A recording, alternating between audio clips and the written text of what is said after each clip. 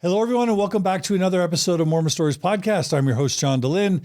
It is November 24th, 2021, and we are in part two of what for me is a very interesting and important and powerful and informative episode on Mormon Stories podcast. So if you haven't joined us for part one, we just spent a good, was it 3 hours?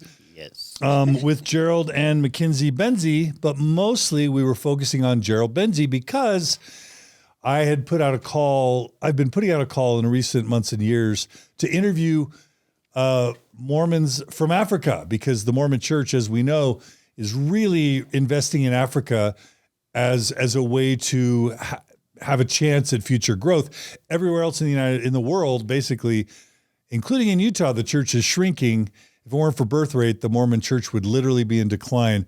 It's only the birth rate that keeps the Mormon Church at like a 0.5% growth rate right now.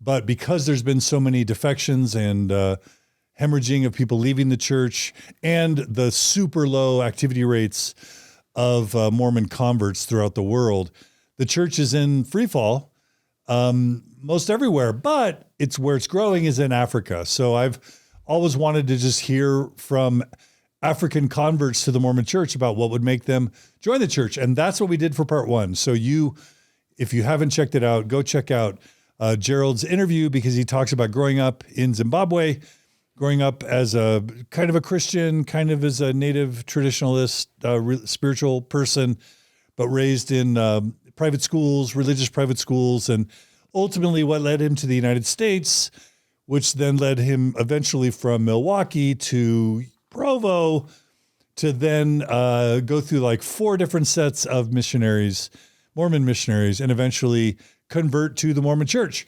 So that's where we left off in part one, was Gerald not only sharing with us what led to his decision to get baptized and all the pressures and influences and dynamics and factors that led to that.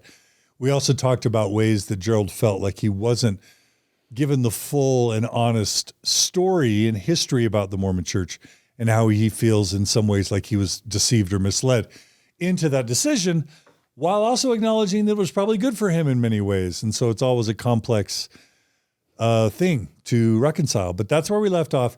We had not even started Makenzie's story yet. And Makenzie, your story is important because, one, you're human, but also you're a woman, and also because there's a biracial element to your story. Yeah. And probably a feminist kind of and intellectual awakening and all sorts of good things. So as I was reading through Makenzie, your outline, I realized this deserves its own story separate from the whole, African Mormon convert thing, right? Thank you. I'll take it. I won't argue with you as I'm sitting here with a microphone in my face. It would be disingenuous to pretend like I didn't agree. Yeah. So we'll be hearing Makenzie's story probably for a part 2, and then we'll get into sort of like what it's like, maybe for either part 2B or for part 3. We'll conclude with being in an interracial Mormon marriage. If there's dynamics there worth exploring, I definitely want to cover that. And then, of course, what your faith journey has been over the past, 4 or 5 years since you've been married, because you've had your own faith journey since getting married. All true? All true. All right. All right. And, of course, we're joined by the one, the only, she just sat up in her seat because she knew I was going to cut to her, the Kara Burrell. Hey, Kara. Like a dog, the Pavlovian responses. I'm joined by, and I go, I perk up. He's about to say my name. Hi, John. Hey, guys. Hi. Hi. How are you enjoying the interview so far, Kara? Loving it. I can't wait to hear. What else could you say, though, really? Oh, yeah. Just, it's going to be good. I can't wait to dive into Makenzie's story now, too. So, and if at any point John does need to run, jump in his seat. You're going to take over. I'm feeling more like that I could do it now. I was a little bit hesitant. I do have to do one public service announcement. For those of you who haven't heard, Adele has a new album out. And there's a really good song on there. Is it called Go Easy on Me, Baby? What's it called? Something like that, yeah. And we had a debate. And so we need your help, audience, because so many people, my oldest child, Adrian, sent it to me this morning saying it's a beautiful song. It reminds me of you and Mom, and you guys should check it out. A ton of Mormons have sent it to me. I'm totally wasting time, but it's fun, so I'm doing it anyway. Oh no, we're gonna extend this so Kara has to get an interview chair. It's now my goal. It's like, on the record. Yeah. A ton of Mormons have sent me that song saying it's a really good faith crisis song because it talks about making decisions when you're young and then becoming more mature and realizing that you have to undo some of the decisions you make and then realizing there's oftentimes collateral damage. So the reason why I'm saying all of this is because I told Kara that the song is from Adele to her ex-husband saying, And go I easy on me, said baby. that it's to her son about the decision she made when she married his dad. And we were having quite the debate. And so number 1, go listen to that song. Number 2, see if you like it. Number 3, see if you can relate to it from a Mormon faith crisis standpoint or from any other faith crisis standpoint. And then number 4, go to the comments below and say Kara was right. And say John was right. It is to the ex-husband who Don't would try write to a Google song it. to their children who's 2. If you Google something and it gives you 1. John's answer, that's just words on a paper. Go with what your heart tells you, not what the actual intention of Adele's song is. And what does this have to do with Makenzie and Gerald, Kara? Why did you even bring this up? Oh, well, because we were just at lunch and we were talking about conditioning that goes into our decisions whether or not to have kids. I'm just And gaslighting it just you, so 'cause I brought happens that this up, Adele was actually. singing this song on the radio and I just started mouthing along the words and I was like, yeah, I wish my kids would go easy on me because I had them before I had the chance to have feel the world around me and stuff. And then John called me out on my BS. And then we argued for the last 20 minutes about that. So. And Adele, you owe us at least $1,000 for promoting the song and all the Spotify listens that you're going to get because we gave you a shout out. Will you put this in the show notes, Kara? Please? Show notes. Kara is correct. No further show notes needed. All right. And You say that every time.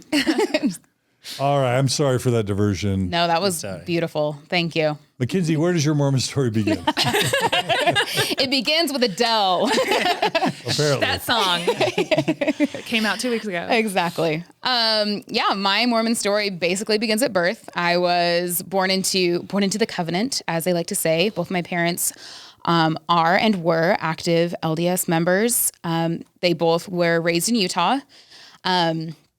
My mom is a biracial woman. She is half black and half white, and that'll be a big part of my story later on, and it's good to know.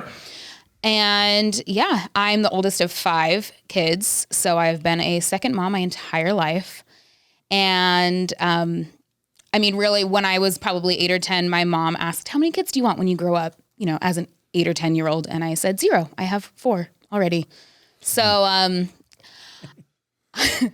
yeah, that's very much the Mormon story. I felt like I was a Mormon mom from very young in my life. I was always very responsible. I was the classic firstborn. I was bossy and independent, and even my mom was 19. No, she was 19 when she got married and 21 when she had me. And so I always joke that I was more mature than my mom. Like I raised her almost because she just, she was very fun and very crazy and very young. And I was a very mature child that liked to listen to adult conversations and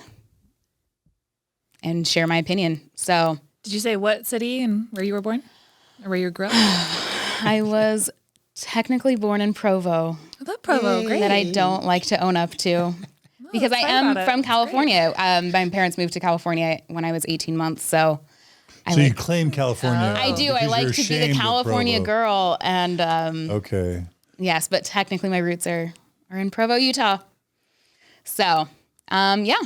And my mom made my dad promise that they would move back to Utah after only 5 years because they moved for his job. And they are still there to this day and will stay in California. And that is great because I will always have someone to visit when I go home. Somewhere to stay. Mormon shame is already oozing out of Makenzie. It's tangible. We can feel it. Yeah. So I grew up with a complex of wanting to be the best, the smartest. I was like the teacher's pet. I was put into the gifted and talented education. So my parents thought I was so smart. And I still to this day feel like I'm not as smart as my parents thought I was. Like I just felt like they had so many expectations. Imposter syndrome? Exactly. Yeah. And, But it's also where I thrived because I do like speaking. I like reading. I like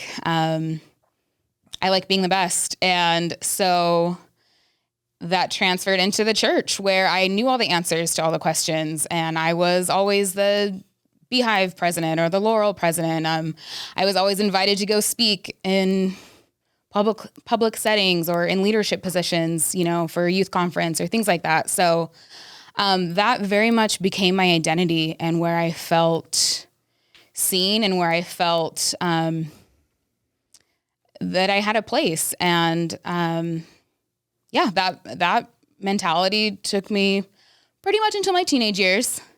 Well, I guess around 9 or 10, I discovered it was like this online like fan fiction. I'm a big nerd, and one of my big nerdy things was Harry Potter.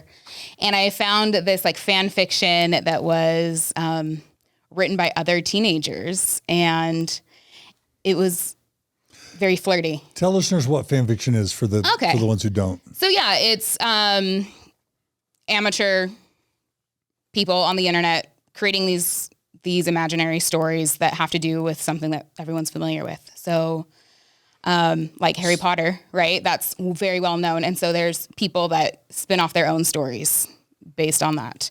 So like in the Harry Potter universe, writing as if you're J.K. Rowling, new Harry Potter fiction. Right. Or like putting yourself into the story. And so now you're like in the universe and interacting with these characters. And it's definitely a place where people can create fantasy, right? And there was a very like flirty, almost like sexual fantasies that I read and was very intrigued by. And that was like my first sense of like guilt or shame. And again, these were written by like very young teenagers, so it wasn't anything explicit, but it was like, oh,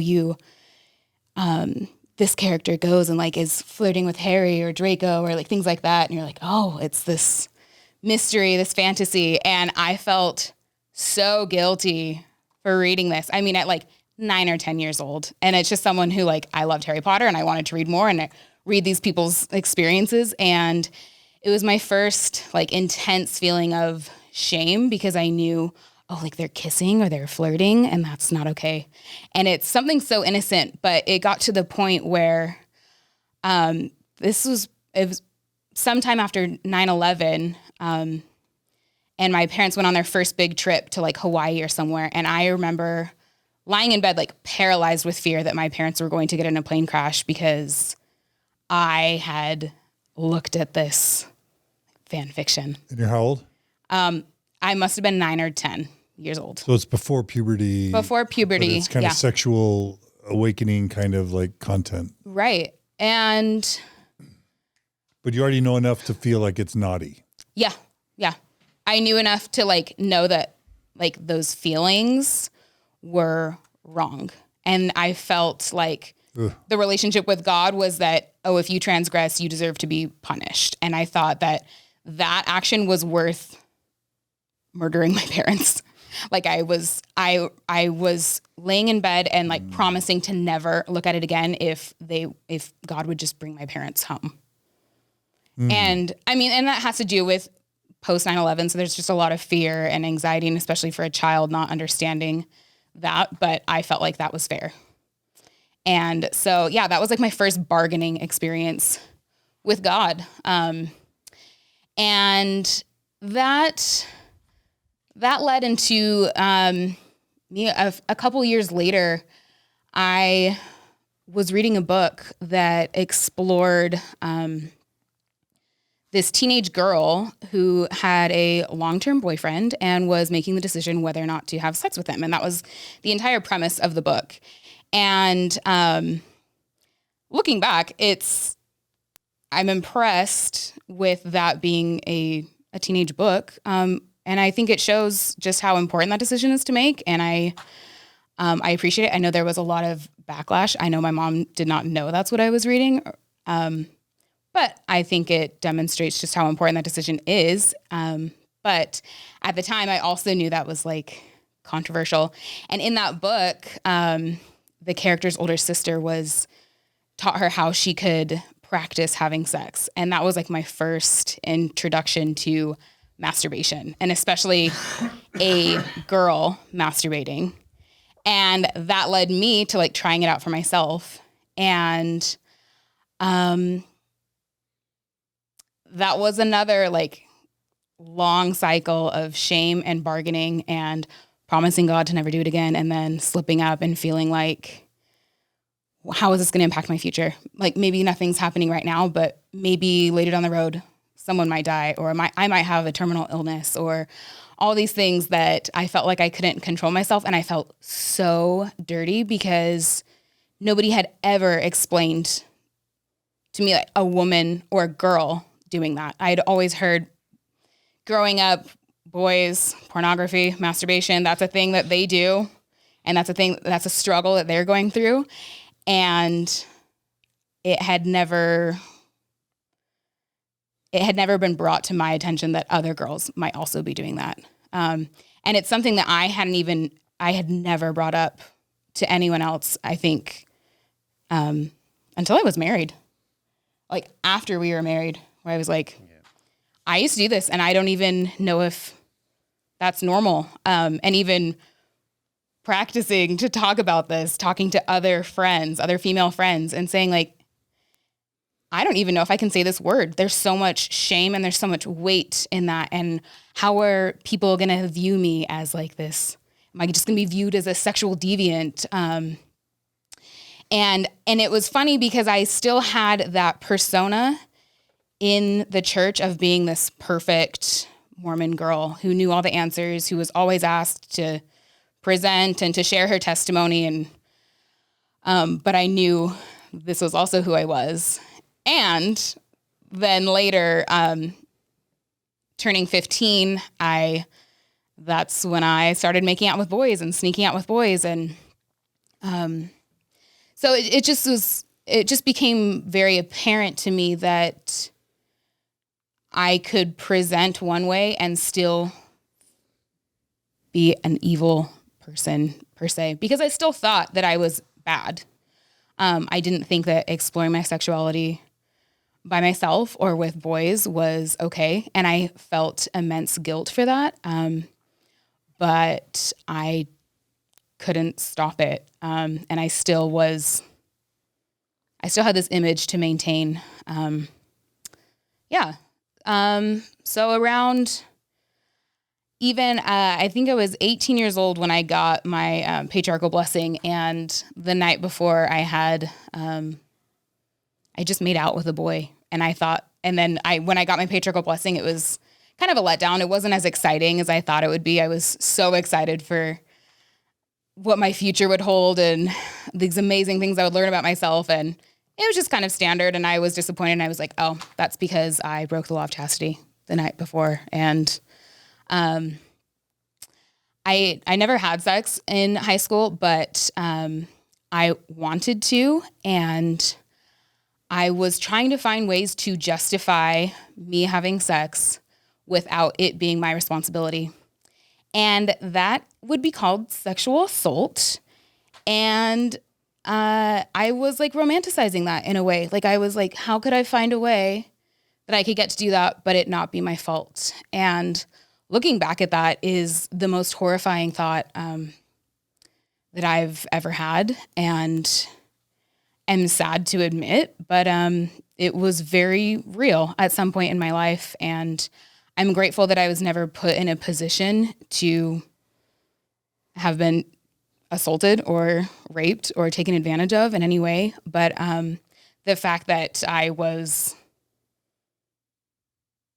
romanticizing it in some way or open to the possibility of it happening in any sense of the way is just so dangerous and so wrong, and could have easily been a real situation I could have put myself into. Yeah, that really speaks to how much like high demand, like purity culture driven religions don't allow people to own their bodies or their sexualities, that you would even think that. Because I probably thought that too.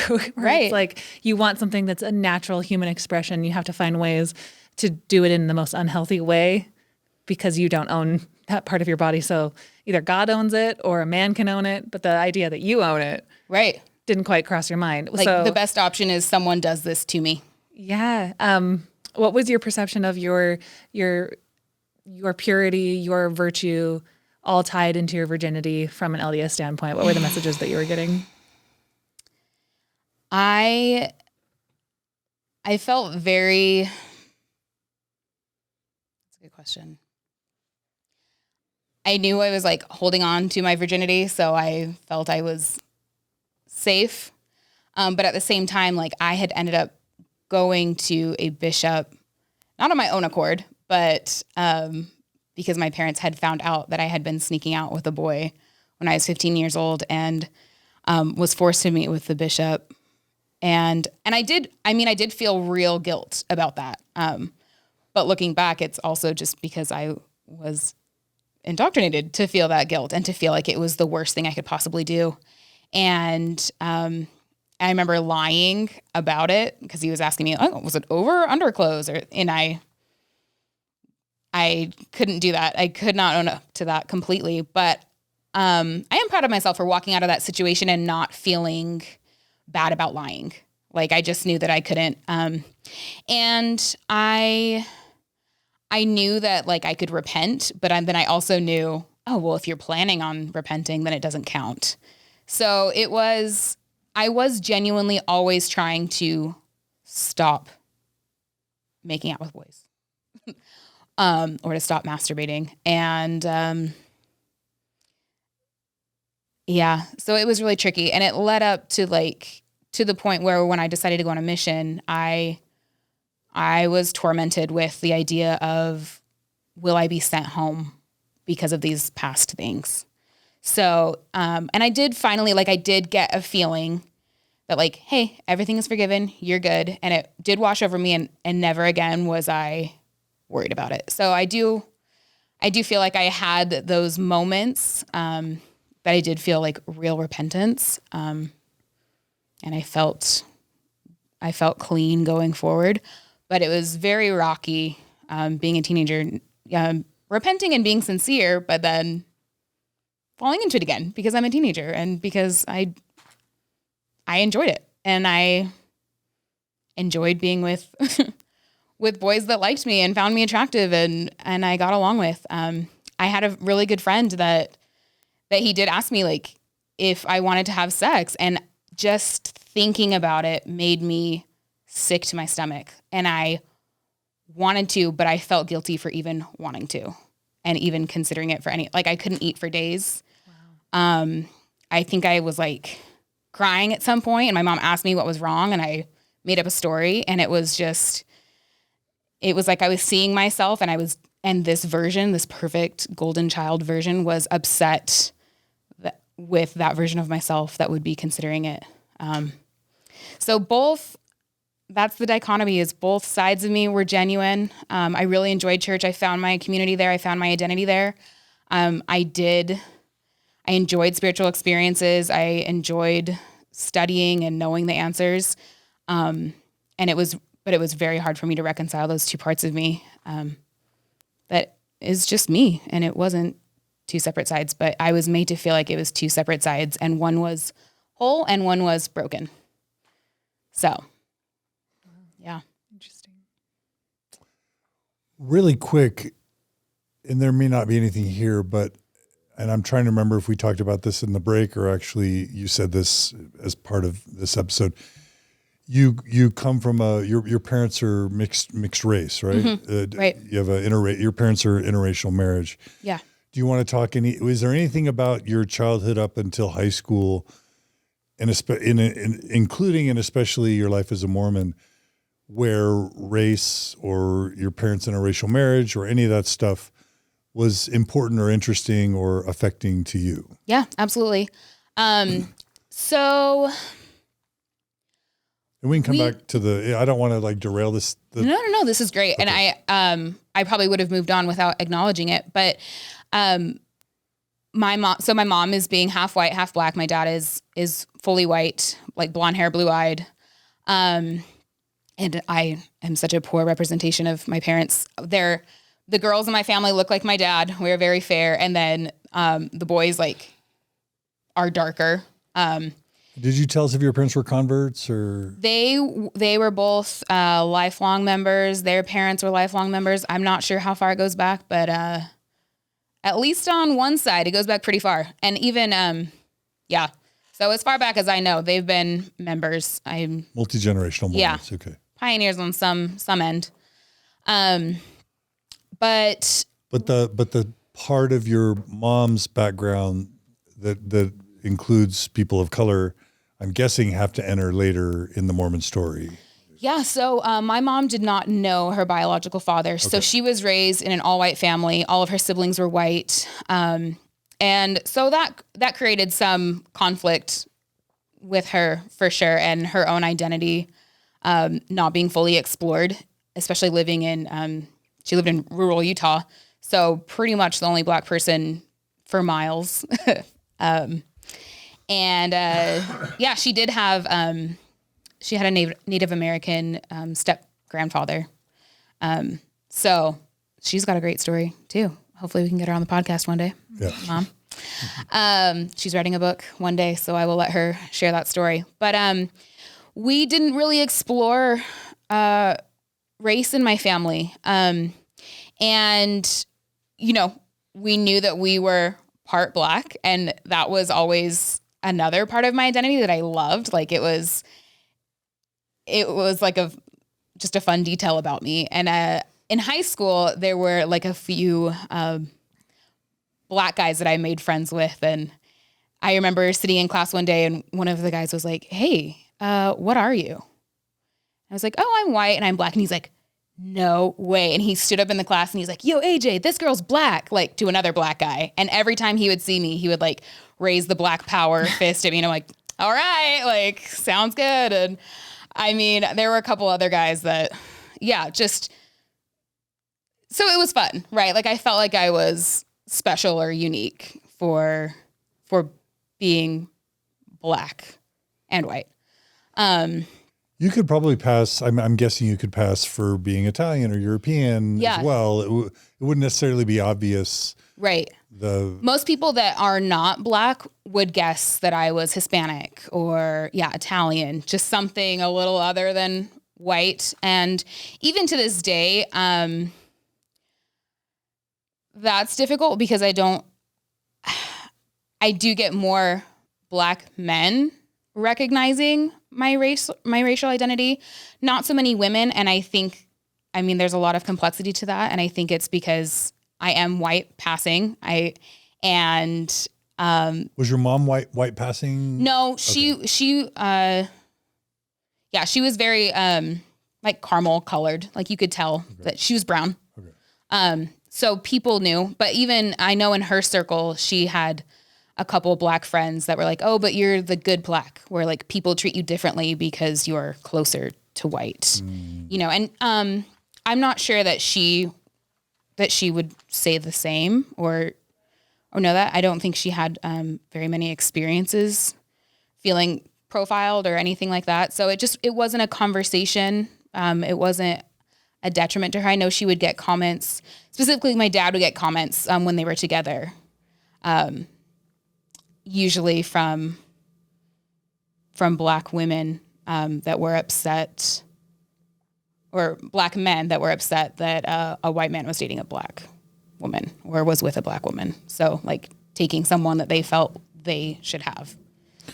So just really quickly, especially for non-Mormon listeners, it is historically been taught in the Mormon church that interracial marriages are bad. You can even find, I think, in modern curriculum, still top Mormon church leaders in the Sunday school manuals or in the teaching curriculum to kind of stay within your kind, that, you know, or just explicit interracial marriages are bad. Mm-hmm. So that would have been the context that your parents would have grown up in the church. And that doesn't mean it never happened. It just meant that it was looked down upon officially and sometimes unofficially. Yeah. Do you know if your parents, I guess you said race was never discussed, so you may not even know if your parents experienced any backlash or discrimination or bigotry as Mormons for being interracially married? Yeah. From what I understand, they really didn't. They didn't experience any backlash. And in conversations with my mom specifically about race in the church, and she's like, you know what? I never felt that. And I know that other people do, but the fact that I was raised in Utah and didn't experience any hatred for that,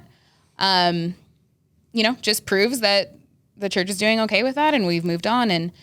And especially the idea that my father was the white one. I think it might be different if it were reversed, but I mean, he has privilege being a white male in the society, and she wasn't raised with any Black culture really, so she didn't present like other Black people might be viewed in the church. She was raised by a white family and always in the church, so she just always fit in and always assimilated. So I don't think anyone saw anything different, and it was like, oh, good, like you're a good Black person. Maybe that's my conjecture to maybe what people had thought about them. Go ahead. And then also we discussed this with Gerald in the first episode. There's the Black priesthood ban pre-1978 where people of color were banned from either holding the priesthood if they were men or attending the temple, getting married in the temple if they were Mormons and people of color. So there's the Black priesthood ban that might have been brought up in your home, especially with your mom being a person of color. And then there's also the Book of Mormon narrative that's still in the Book of Mormon where God curses people with dark skin if they're wicked. That also the curse of Cain doctrine that Black people were Black because they were less valiant in pre-existence, and that's why they were carried the mark of the curse of Cain. Did any of that ever get brought up in your home, before college? And if not, wow. And if so, how was it talked about or dealt with? Yeah. My mom is very conflict avoidant. And so much so that she always says that peacemaking is one of her gifts of the Spirit. So she just wasn't concerned with it.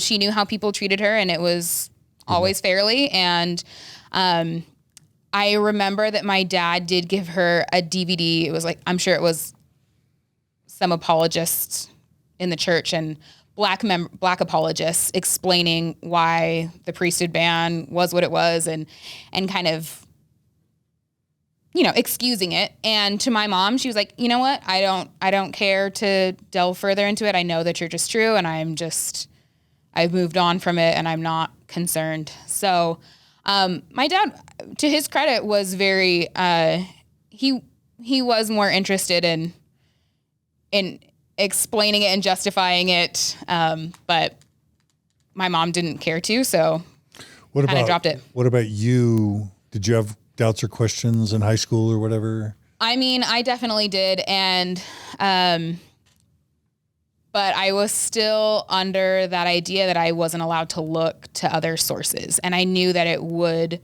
cause me to be upset. And seeing like my mom's example of it not bothering her, I'm like, okay, well, if it doesn't bother her, then maybe it shouldn't bother me. And I just kind of let it go. And I don't even feel like in high school we even really talked about it. I mean, it's really something, I didn't even acknowledge fully until college maybe, or even had discussions about until later. So Gerald, I want to check in with you really quickly. This is Makenzie's story, but like we just spent, 3 hours where the culmination was you getting baptized, having never been told, and how maybe if you had been told, you might not have chosen gotten baptized. Uh-huh. Now you're listening to Makenzie say she knew all along, and her mom knew all along, and none of them cared. I'm curious what that sounds like to you. Yeah, why did you marry me? I mean, at that time that I was getting those lessons and I did not get anyone explaining to me. It did not to me when I was friends with her that she might not be mentioning that. But recently, I remember I said to you, I was like, hey, the reason why I'm excited about this podcast is I want to know if there is a template they teach missionaries or a tactic that they teach you to approach converts that probably influence your interaction with me. So this probably is like one of those things like she never brought it up, right? So I don't know how much of it is her not wanting to talk about that, or how much is, how missionaries are taught or how people are teaching this to other people. Like, because she also had mentioned, oh, hey, my mom is black. At that point, I knew that her mom was mixed, but I don't know, maybe you can tell us why is it that you didn't bring that up? Was it because it was normalized not to talk about it, or at that point, like, it didn't even, like, Yeah, it just seemed like the narrative to me was it was a mistake. That we can't. No, I think more my parents were under the impression, and they'll correct me maybe later, but from what I understood is there is a reason, and it was God, and we don't know the reason, but we fixed it now. It's all good. Yeah. Yeah, because listeners, if you didn't hear the first part, Gerald got baptized knowing Makenzie, and she didn't even tell him about the Black Priesthood Band, even though she knew about it. And so like last episode, I'm like, Makenzie, how in the world could you allow this to happen? But you just explained it. If you grew up in an interracial home and it was like, yeah, we don't talk about this and it's all fine, then why would you bring it up? Because that's literally how you were raised. Yeah. Well, Makes and all the sense in the world now. I knew that you had been into you've been like, quote unquote, anti material. You had been researching on YouTube. You had been talking to ex-Mormons. You had Googled all these things. So I was like, well, if he's not going to bring it up, why would you bring it up? You had to have run into it, so that was my understanding. And I remember asking, maybe we were married. This is lame that we didn't. We were married when you brought it up. I was like, how did you get over that? Like, how did you reason through that? I remember that we were taking a drive at the Alpine Loop or something, and you asked me, how did you reconcile with the fact that of the priesthood ban? And that's when I think I kind of got into my story, and I was like, at that point, I thought, God does things at the right time for certain reason, but when I made my decision, I literally I wasn't aware of it. And I gave them like... Were we dating when we had this conversation? No, we were already married. Like I was trying to give myself some credit. No, we were already married when you literally asked me about it. I don't know how that it came up, but I remember that drive we were like coming from Park City, and you just were like, I just want to know, how did you reconcile? But also partly is because... I was curious. Yeah. I mean, to be fair, I should have been curious earlier. Yeah, it was I was like, he's researched into it. He's cool with it. Yeah. Okay. You did ask Why am I going to destroy that? Because I knew I wanted to get married in the temple. And there's this idea about like, if you put frogs, this is all fiction, but you put frogs in boiling water and they jump out. But if you stick them in cold water and then slowly turn up the heat, they won't. And I don't know if that is even true, but it is. It's just this idea. You were slow boiled. Yeah. To a boiling point. You were slow cooked as a Mormon. So it's just the water you were swimming in. Yeah. Right? Why would you bring it up? And you lived with your friend, your black friend. So I'm like, well, it's cool with all these guys. I'm sure they've talked about it. Yeah. Turns out. That's awesome. No. I mean, that's fascinating because there's always this idea of the Mormon bubble and how like in 2021, there's people who have never heard of, didn't know Joseph was a polygamist. Mormons who are 30 or 40 years old, never heard Joseph was a polygamist, don't know about the Book of Abraham, never heard of the CES letter, right? Never heard of Mormon stories. Like that's almost all Mormons. Like it's a very small percentage of Mormons that know anything that's discussed on this podcast. And we're always just like, how does that happen? But this is how it happens. It's exactly how it happens. Slow boiled into Mormonism or indoctrinated into Mormonism without all the information. And then you're conditioned never to talk about it, not to bring up uncomfortable things. That's how pretty much every Mormon ever doesn't know anything about their faith. Informed consent is not taught in the church. It's not taught as a missionary. We're not taught to explain everything and make sure everyone knows before they sign up. We're given the 5 lessons that are very basic. God loves you, and he sent Jesus, and this is Joseph Smith, and you can have the plan of salvation and eternal life. Do you accept? And at that time, I subscribed to that, and I chose not to think more about it because I didn't want to damage my faith. So there was there was a form of self-protection on my end and protecting him where why would I bring this up when he's come to the conclusion on his own that the church is true? I've come to that conclusion on my own. Let's move on, you know? I mean, Kara, you tell me if I'm wrong about this. And you already said it, Kara, last episode. Like, if we want to try and have a charitable view of Orthodox Mormons that would allow you, Gerald, to get baptized without telling you about the Black priesthood ban, I guess if you're conditioned from a young age to believe it doesn't matter, that God's good with it and it's all good, I could see the mindset that says, why bring it up? It's just going to keep him from joining, and it's all good with God. So everything's good. So like, why would you bring it up? I mean, I can see. Yeah. I think to Mackenzie's point about like, if what you're taught as a missionary are these are the lessons that people need to join. If they're okay with these lessons, then they're okay with joining. These lessons are approved through the prophet who I trust to be the mouthpiece for God. So it's just one thing after another. If you believe that the prophet will not lead the church astray, you can say that those are mistakes of the past, but the church is not in apostasy. It's still true. And if the prophet doesn't need you making sure that every Black member knows about it, then it's fine. So I can see God would have put him in the lessons if he wanted him in the lessons. Yes. Yeah. It's, I definitely feel guilt for not having those discussions before. But at the With place Gerald, I was you mean. With at, Gerald. yeah. Well, I don't mean to jump to that in your story. No, so we won't, Okay. but I have some follow-up questions, but let's Yeah, keep we'll on come the back to chronology. that. okay. But I mean, I guess we talked about it because this helps explain so much. So thank you so much. Yeah. I mean, who am I to say that it should be a problem when people who present as Black, who are Blacker than me, are okay with it? Yeah. So, And then the Book of Mormon cursing people with dark skin for wickedness. Was that ever a problem? I don't want to make it a problem. no, If it wasn't a problem. It wasn't. Yeah. Okay. I think I viewed it as like, I had been taught that it was more like the spiritual cursing or the spiritual blackening of their Like skin. the pigment wasn't physical. Yeah, Okay. exactly. Spiritual pigment. It makes me feel really dumb, but that's okay. When you know better, you do better. And that's the story of me. Yeah. So, that's pretty much my childhood.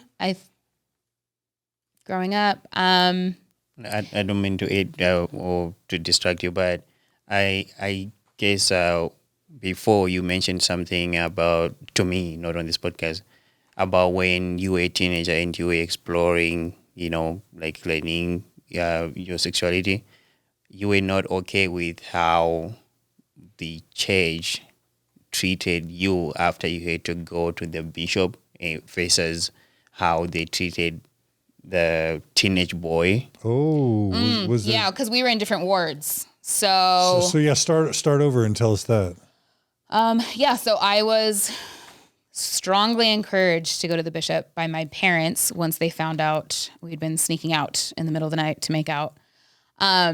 And again, I was like intense guilt, could never imagine feeling worse. The bishop at the time, did I have two experiences? I don't remember which one this was. That bishop was interesting because he, in his yearly interviews with the youth, would invite them to share which commandment they had the hardest time following. And so you had to come up with something. So thankfully I had a friend that went in before me, and what she said was, mind you, this is maybe like 16, 17 years old. That's like fishing for. Exactly. Like, let's sell yourself out. It reminds me of auditing in Scientology where they're trying to get dirt on you, basically. Exactly. Yeah. So what she said was, alcoholic drinks look appetizing. I've never tried one, but they look good. And he was like, well, if you drink, you're gonna become addicted. You're gonna end up pregnant. You are all these. He told her that she needed to go to an AA meeting to see what alcohol does to people. Whoa. And thankfully her mom was like, I am not sending my 16-year-old child into an AA meeting, and just completely disregarded him. And so I had time to think about a good answer that would still put me in a good light. I said, my biggest struggle is that I did make my prom dress modest, but it was really hard for me to do it, but I still did it. And he was like, well, if you had gone to prom with an immodest dress, then you would have attracted the wrong guy who is going to take advantage of you and only care about your body. And you would have ended up pregnant and, all these things, and he literally told me, you need to be the kind of girl that this boy would like. And it was the name of a boy in my ward that he thought was the epitome of a good, decent young man. Good man. Who ironically, I wish I had the nerve to tell that bishop at that point. Like, really, because he is actually dating a non-member right now who wore spaghetti straps to prom. So that is an irrelevant comment. And it's just, that's the kind of ideas that I grew up with in the church, is that you needed to save your virginity for your husband. You needed to dress modestly so that you could attract the right guy one day who would be a good father and a good priesthood holder at 16 years old. And I mean, even giving us, I remember a lesson where we were given a little present, and that was our virginity, and we were supposed to give it to our husband on the wedding night as a gift. And that caused a lot of trauma and a lot of just totally backwards thinking and a lot of guilt and shame. But yeah, so that's the background of this bishop who I couldn't take the sacrament. For a while, I had to continually meet with him. I had to rank how badly I felt, and I said, on a scale of 1 to 10, and it was a 10, and he was like, well, just imagine if you had sex, you don't even know the kind of guilt that you're feeling. This is nothing. So it just was so much fear. Meanwhile, I mean, I got my room taken away from me for a year. Yeah, my room. I had my own room and bathroom and walk-in closet, and I had to give it to my younger brother, and I had to stay with my little 3-year-old sister. Because I couldn't be trusted to have my own room, because I would sneak out of that room, and that was my punishment. Didn't have a phone for a year. And yeah, then this boy, on the other hand, I mean, his parents were like, yeah, things happen. No problem. I don't even think that he had to meet with his bishop. He was older, so I definitely felt exploited that way. It was the first boy that told me he loved me and liked me, and he had done things with other girls before that, so he knew what would happen to them. And I mean, I can't blame him, because at the same time I was still consenting to do that as well. But even at 15, I still felt like, you are 17 years old. You know better. You know what's going to happen. You know this level of guilt that you're putting me through. But I mean, he was also a 17-year-old boy. And now that I'm older and looking back at 17-year-old boys, they do not have that forethought and maturity. But I still felt manipulated, and he would tell me that he loved me, but he didn't want to be my boyfriend because we're not allowed to date, right? Until you're 16. You can't have a boyfriend until you're not even, in my house, 16. I'd have to be 18 to have a boyfriend, but to date. So he was respecting those rules, but not the better rules, which are, don't take someone's daughter out of her house and drive around in your Charger late at night, or skip school and go to Disneyland or whatever, or yeah. So that was a mess. So in that story, what stood out to me when you told it initially, I was like, so she's 15, and already she's like, he's a repeat offender, but he's not getting a punishment at all. But then she had to go talk to the bishop when her parents are making this a huge deal. And at 15, she had already started this journey that she's still on how she felt like women in the church basically were not treated the same, because of that experience. So when for me, when you told me, I was like, oh wow, you started really early questioning stuff more than you realize, because you were frustrated about the punishment, but at the same time you highlighted a certain a certain treatment that you were getting, which is unfair for real. if he had done certain things that, people were aware, like, oh, he had done this before, and then now it's you, and then you had to go talk to your bishop, and he's being treated as if like you have done this crazy thing, and everyone is freaking out around you, and his parents are just like, it happens, Yeah, like why can't it just happen for me? But Okay. and I mean, I wonder too how things would have been different if my parents had let me just date normally. I mean, I wasn't allowed to go into groups that had the same number of boys and girls because I thought everyone would just be dating each other. And so it kind of forced me to have to sneak around because I'm a teenage girl. I want to hang out with boys. I want to kiss boys. And I wasn't allowed to do that honestly. So I just became kind of like a pathological liar. And that sucks. I wish that I could have been honest with my parents. And then I saw the difference because I was followed by 3 boys and they were not as protective of the boys. And I even remember like I was home from college and I'm like taking my brother to go hang out with a girl.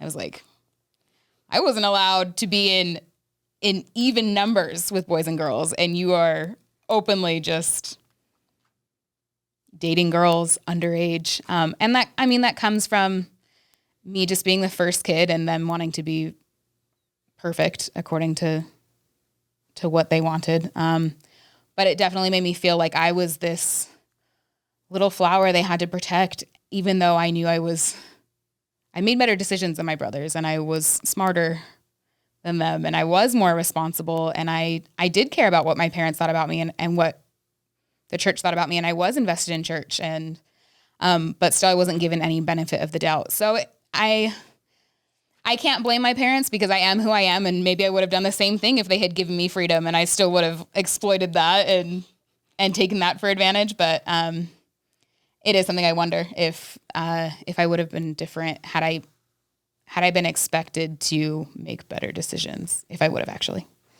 I don't know.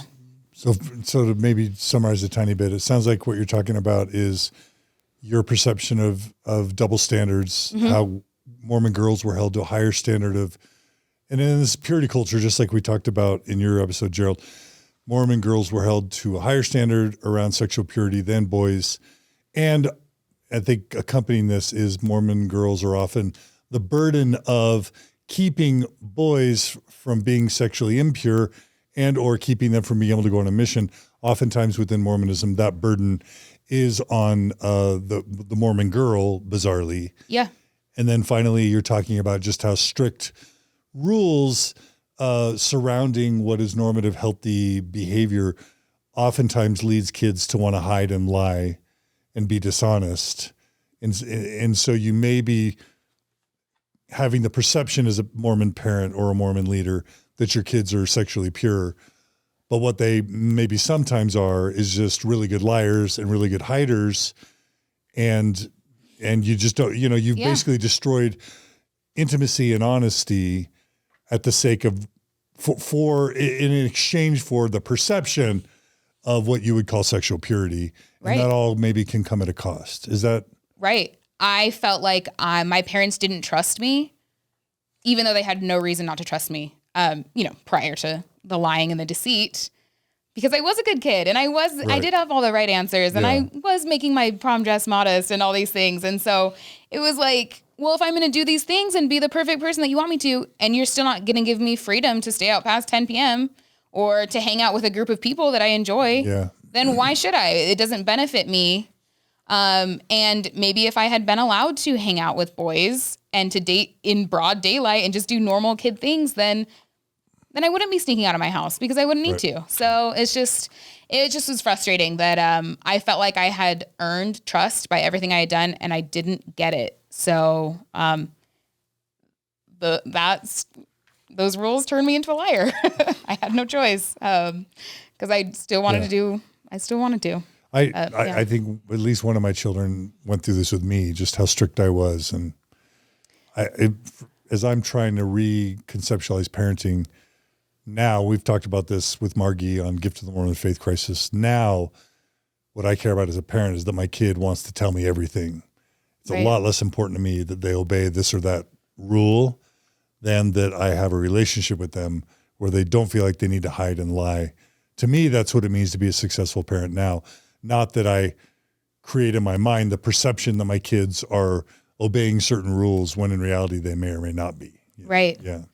And I even knew at that young age, I mean, you can lock me in a tower, but you don't know what I do when I go to school. And I literally was leaving school and forging notes from my parents so they wouldn't get the calls. And, once you accept that you cannot control a child, A human. I think, the better off you are. And I love my parents, and I know they were doing the best they could and the best they understood at that time. And I'm not angry at them. I'm just learning from that situation and learning how I want to be a better parent in the future. So yeah, that was my teenage years. Okay. Yeah.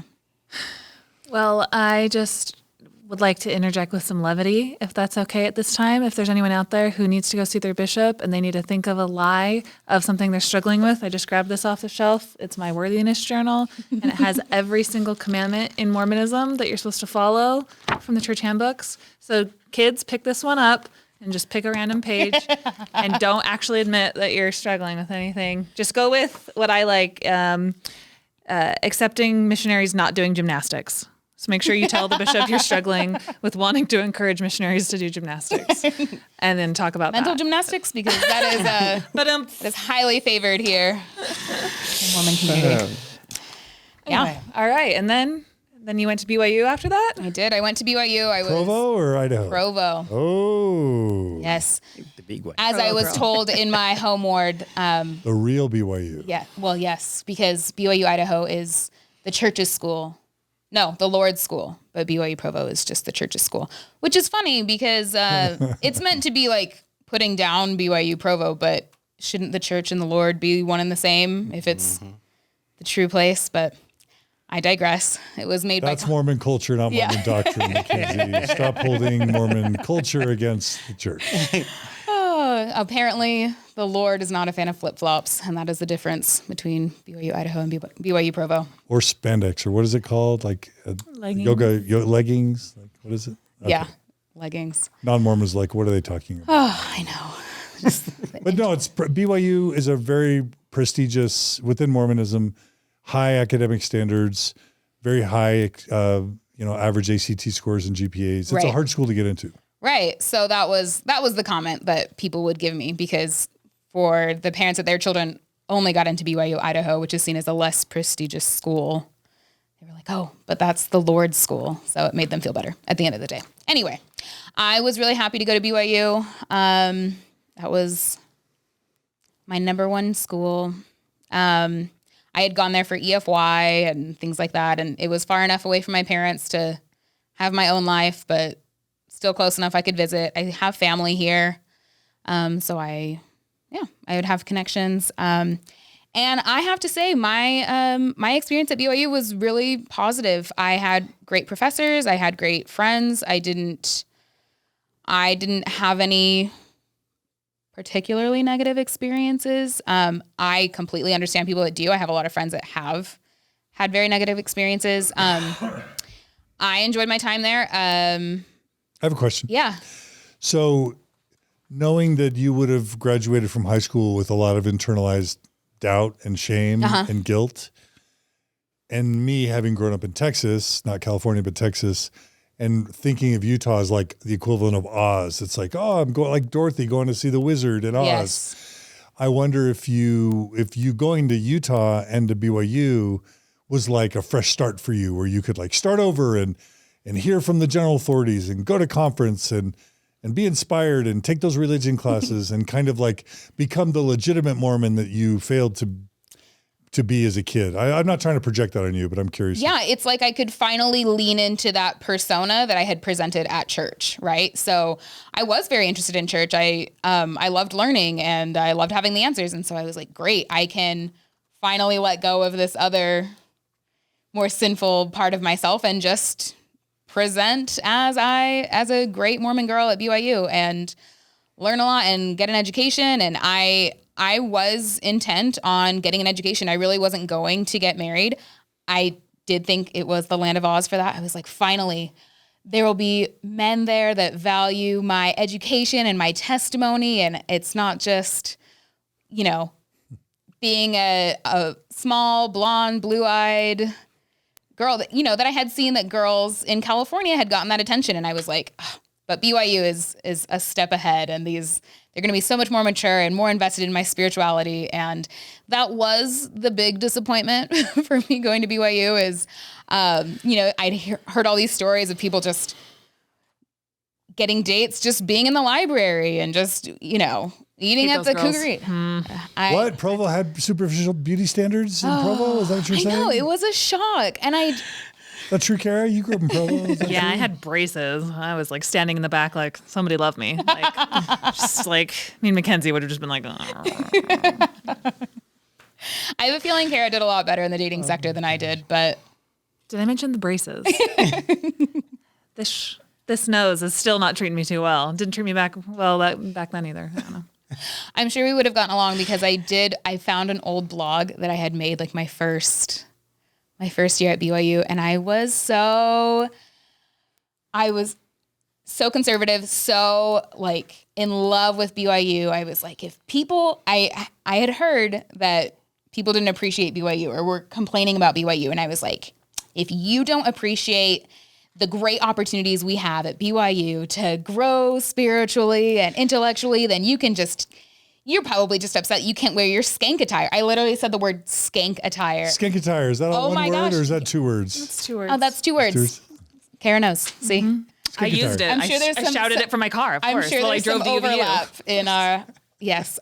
So, I mean, I was very intensely true believing Mormon. I mean, loved the school, loved everything it had to offer, was upset with anyone that had a negative experience or perception of it. Even though I had my opinions, I wanted to get an education. I didn't just want to be a housewife. I didn't want to be a stay-at-home mom. Even though I grew up with a stay-at-home mom and she loved it and was great at it, I knew that I loved school and was good at school. And I was like, whatever I do, I want to get a master's degree because I can and I would be good at it. And I knew I didn't want to get married young. I still wanted to date. I didn't think I was asking for too much to go on dates, but I really, really didn't. But yeah, I was always told that I was intimidating, and that was like a badge of pride at first, and then it became really old because I was still very hardcore Mormon and doing all the right things, and just felt like, why is it intimidating for me to be doing my best at church and at school? Why is that too much for you to handle from a woman? Intimidating in what way do you think they meant? I was told, they never told me. It was just, you're intimidating. And I perceived it as I had opinions and I spoke loudly. I don't know. You told me that people only loved you for 48 hours. Was it because after 48 hours you would have shared your opinion and talked loud? Do you think so? Yeah, I mean, even though I wouldn't have labeled myself a feminist at that time because I was still conservative, I still very much believed in women having choices and having power and doing what they want to do. And that just apparently doesn't work very well for Provo, Utah. And this isn't just a Mormon thing, but it is definitely very much a Mormon thing. Just traditional standards around patriarchy sort of breed women to be passive and docile and invulnerable and weak. And you need the strong man who's assertive and alpha male to, like, these standards, gender standards harm everyone. Yeah. But they really harm women and they harm men. And they're really on full display in Provo. And we had Heather Gay on, who's one of the Real Housewives of Salt Lake City. She talked about being a strong, confident, larger, not confident, just confident, larger woman at BYU. She's many people find her very beautiful, and she couldn't barely get a date her full time at BYU just because somehow BYU dudes didn't want confident, strong, talented girls. That reminds me, just at BYU, I really felt like women were very aggressive. Like they would all fight over the same guy. And I knew that I was never going to be that girl. Like, if you're not interested in getting to know me, I'm not going to stand in line to like beg you to date me. So I definitely had enough self-respect in that way and enough confidence. And that didn't apparently work very well for these BYU guys that were used to waving their badge of being an RM or, the ward clerk, which is like a high calling in the church, and thought they could date anyone. And I wasn't interested in people that thought that they were impressive for that. So, I definitely felt like there were more women in my experience than men at BYU. And so they could just kind of wait for women to flock to them. And I wasn't going to play that game. So I did not go on dates. Like all 4 years? I assume 4 years? Yeah. Was that kind of sad and lonely, or were you just like, didn't need it? Found other things to do? I'm really proud of myself because I didn't like sit at home and wallow. I had awesome friends that I would spend more time with when they had broken up with their boyfriend. And I'm like, great, I've been at home or doing these things. You can join me now, finally. So I wasn't upset about it. But looking back, I do feel really sad. And even now, like I'll ask Gerald, like, why didn't boys like me? Like, am I not cute enough, or am I not funny enough, or all these things? And I just didn't understand. So it definitely took a hit on my self-confidence, but I didn't feel it then. Like I still was confident enough to like who I was, and I've always liked who I was, and I always thought I was funny and smart, and I really hit the ground running with school. I didn't waste my time with a lot of electives. I'm a very decisive person, so I knew that I wanted to be a speech pathologist. My first semester before I even left, that's what I did, and I didn't change my major. And I think that is very much my personality. Is I am very decisive and will act, and so I kept myself busy and did productive things and didn't worry about it too much. So I would went on like a handful of dates, but no one that I was interested in, no one that I felt was really interested in me. It was just kind of like, we're doing this date. You want to come? So there was even my first, I think it was my second semester. I moved into an apartment with my friends, and we were having a grand old time and meeting people. And I had met this boy who was really cute, and we were in a group, and like I was making him laugh, and the whole group laughed, and we were having fun and kind of flirting, and I thought it was great. We had a great connection. And then he came to my door and asked out my roommate that he had never met before, but was tiny and blonde and cute, and I love her, and she's my best friend. But I just was like, didn't we just chat for like 3 hours and have so much fun? And talking, that was your first clue. It really is. They're just, and I always got like, you are the funniest girl I know. Awesome. So you want to go date someone boring? Cool. All right. Just checking. So yeah, I just knew at the end of the day, I knew they weren't worth my time and didn't appreciate me, but it still sucked. Just like, okay, cool. I'll just be your funny friend. This kind of reminds me of Hallie Everett's interview where she talked about, did you watch that one? I don't think so. Talked about going to BYU, and she had a really hard time struggling finding people to date. And it just, it kind of reminds me that your whole life is conditioned to get married, and then you go to BYU, and then you're just kind of like, here I am. Okay. And nothing happens. Yeah. And people got annoyed at her in her book because she wrote all about her journey in and out of the church, and it was all about boys. People complained. She's like, because that's all Mormonism was to me, was like my relationship to God by getting married in the temple, So like the reason why we talk about these things, and it's interesting for me to bring up, is like I relate to a lot of the things you're talking about in your story, because I was telling Makenzie at lunch that like all I thought about growing up was, what's my husband going to look like? What are my kids going to look like? I wasn't thinking about my own self-actualization or like my own projects, but that actually it forces you to be like secure with yourself and not needing a man, and realizing kind of like, oh, that's a letdown. So it came to the point where I used to be a little sad that I didn't go on dates. And then I remember being at at a wedding reception of a friend and looking at them like, thank everyone for coming. And I was like, I don't see that happening for me.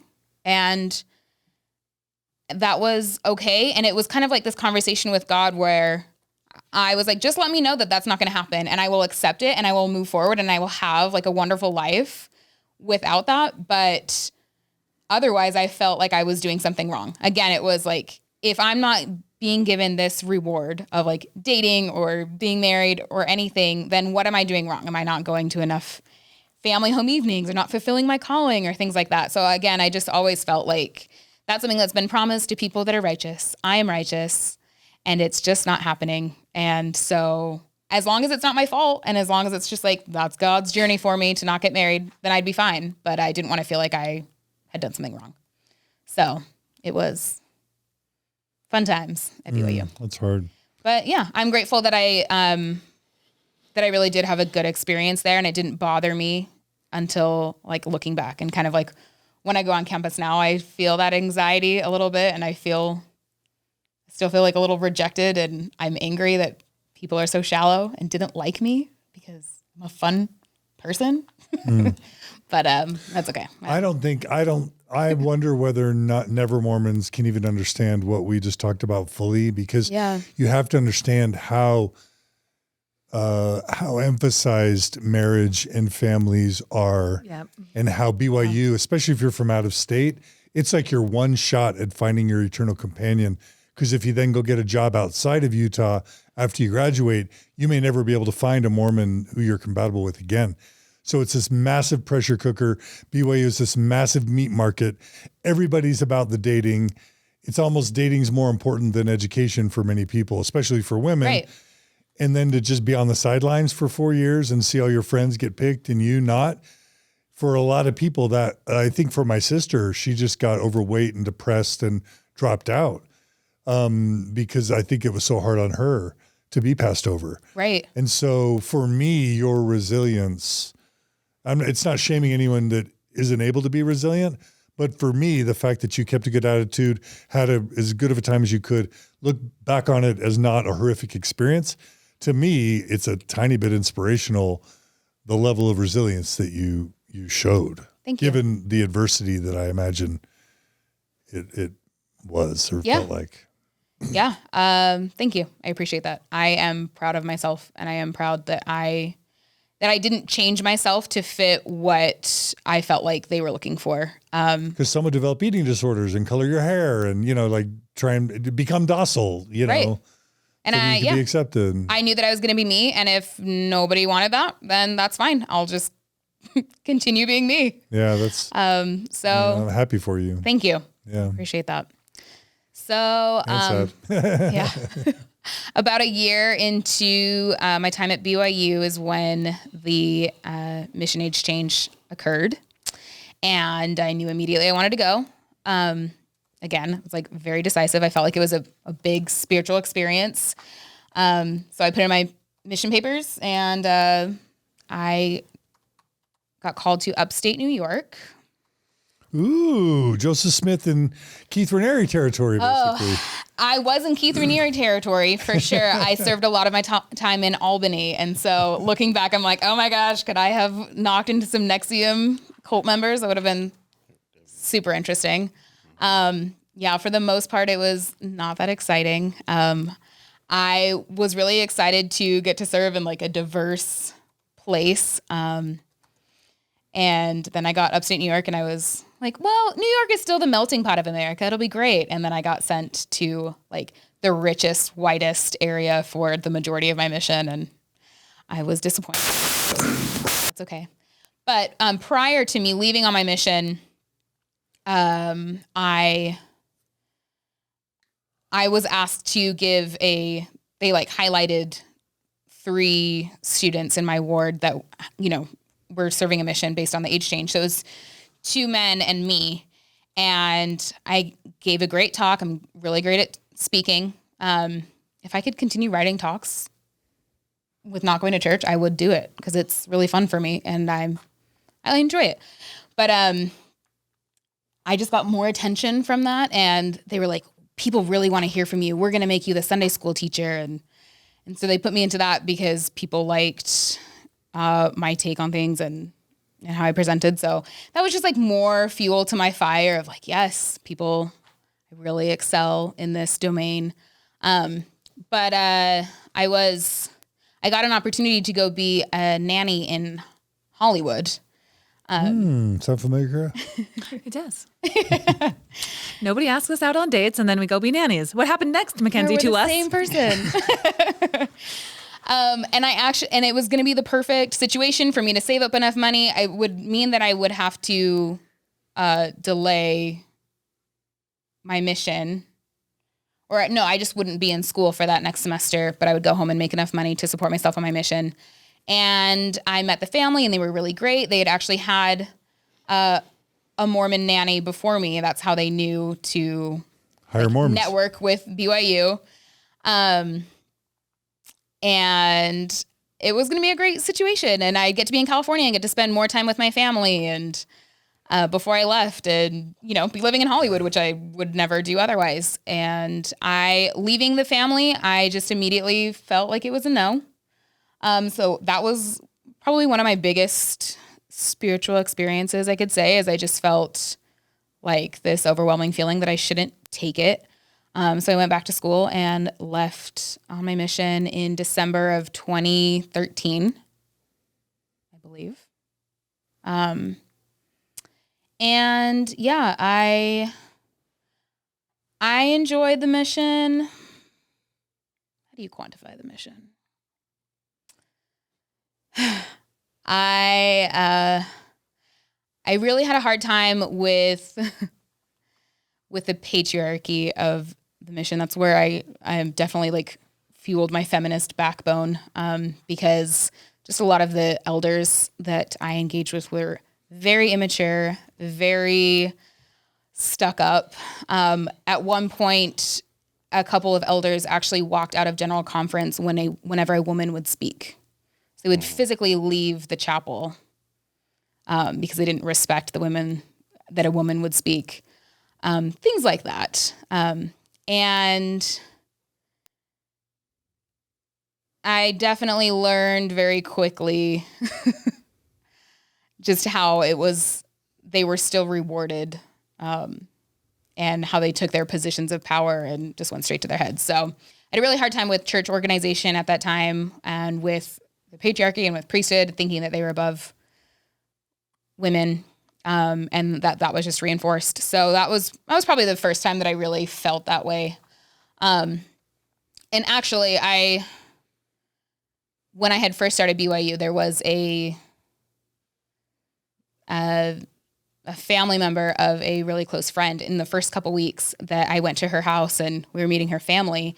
And this older RM got my number from this friend and had started texting me and was being like very suggestive, very flirty, and had literally asked me like, "Oh, so have you ever had sex before? What do you think that would be like?" Like, this While is me. you were a missionary? Well, sorry, this was my first couple weeks at BYU. Okay. So, but he was an RM. He was older, much older.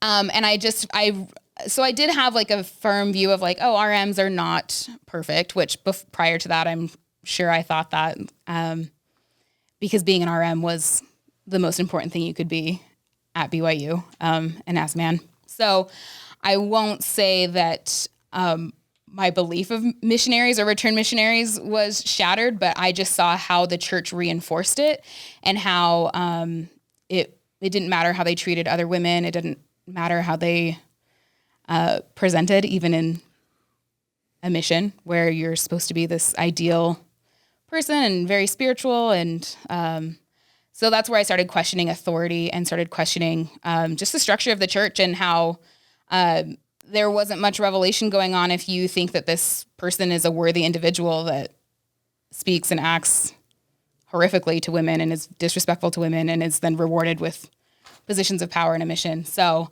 that was my first experience, really seeing how the church reinforced those ideas. Yeah. So coming home from my mission, it was on my mission that I decided that I wanted to study abroad in Jerusalem, because I wanted more spiritual experiences.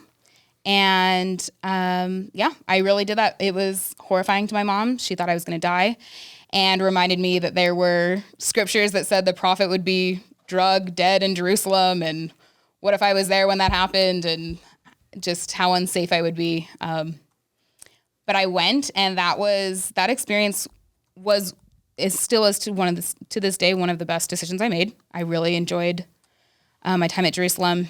I learned a lot about different religions and different people coming from all over the world to have these spiritual experiences. And it was the first time that I was like, wow, we really do not have a monopoly on the spirit and spiritual experiences. And people can be in these dark, dirty, dingy cathedrals that were nothing like, the Mormon church, and still be feeling the spirit. And I can still be feeling the spirit. And who's to say that I am closer to God than this person who has traveled so far and spent so much money and so much time to come here and be where they felt Jesus had been. And I just admired all these different cultures. We were taught by Israeli professors and by Muslim professors, and I loved it. And it really opened my eyes to just beyond my Mormonism bubble. And I just really saw how big the world was. And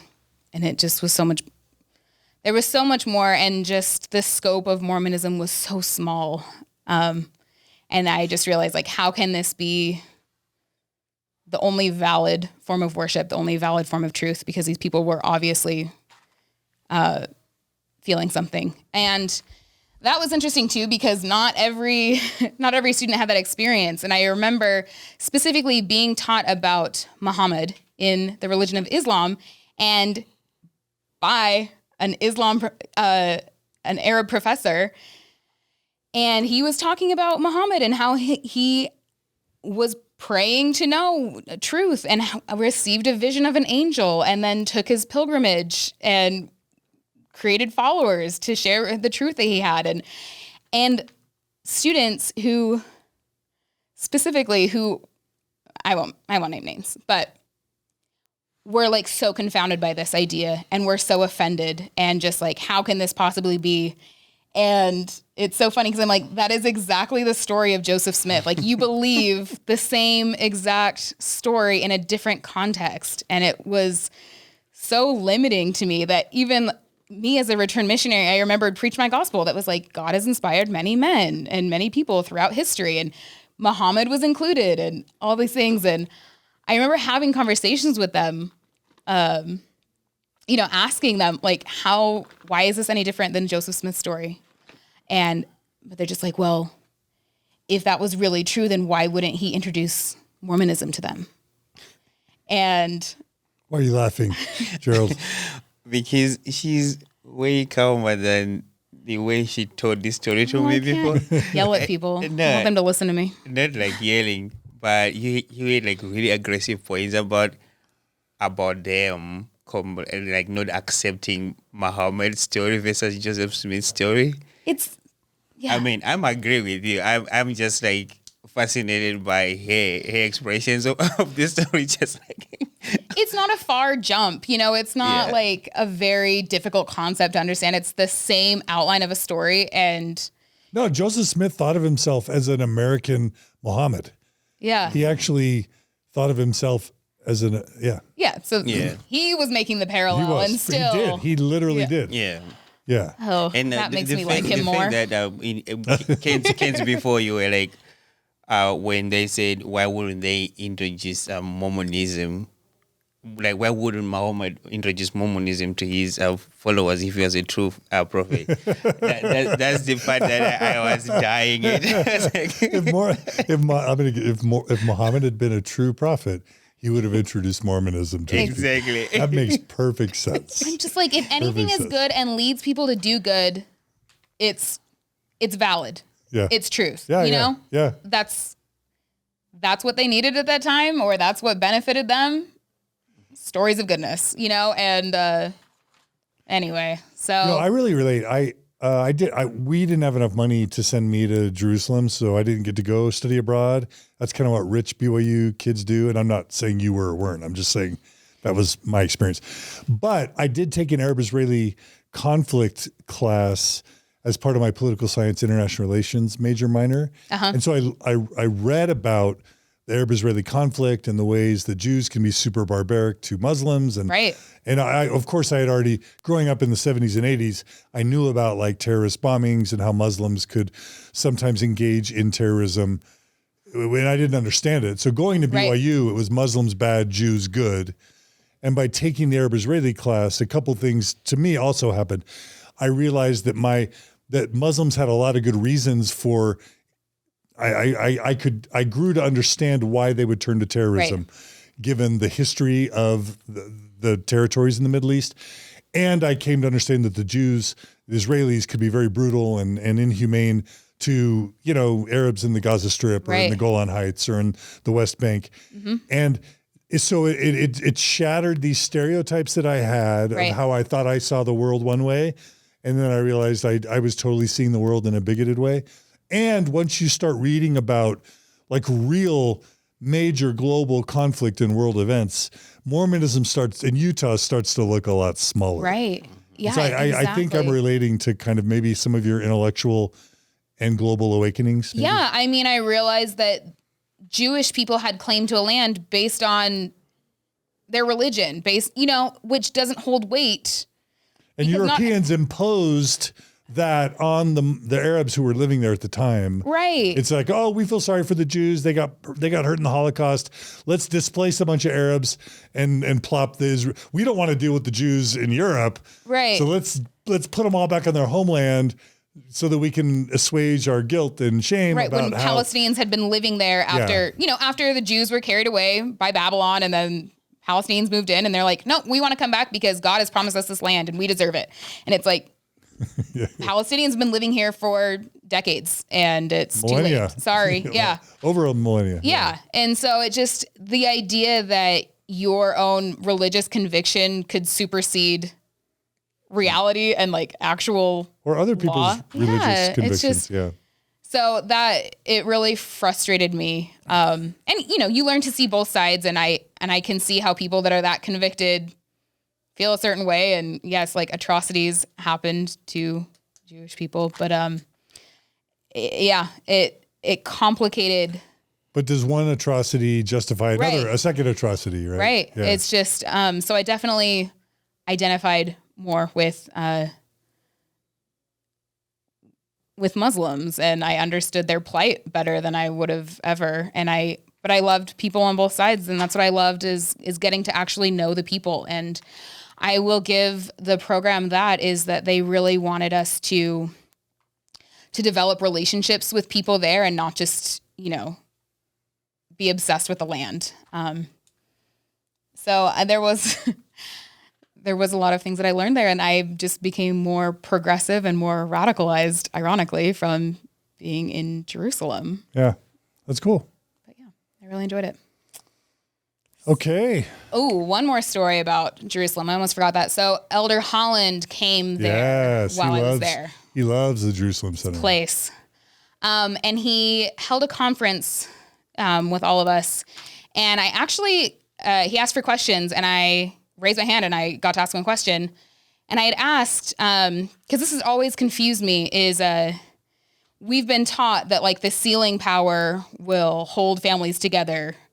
And even if you stray, like that sealing power will pull them back. So I remember asking him, can you explain to me how this sealing power can supersede another person's agency? Like if they're sinning, right? So if a child is sinning, but their parents are married in the temple, how does that make everything okay? How does that mean that they can then still be granted like the celestial kingdom?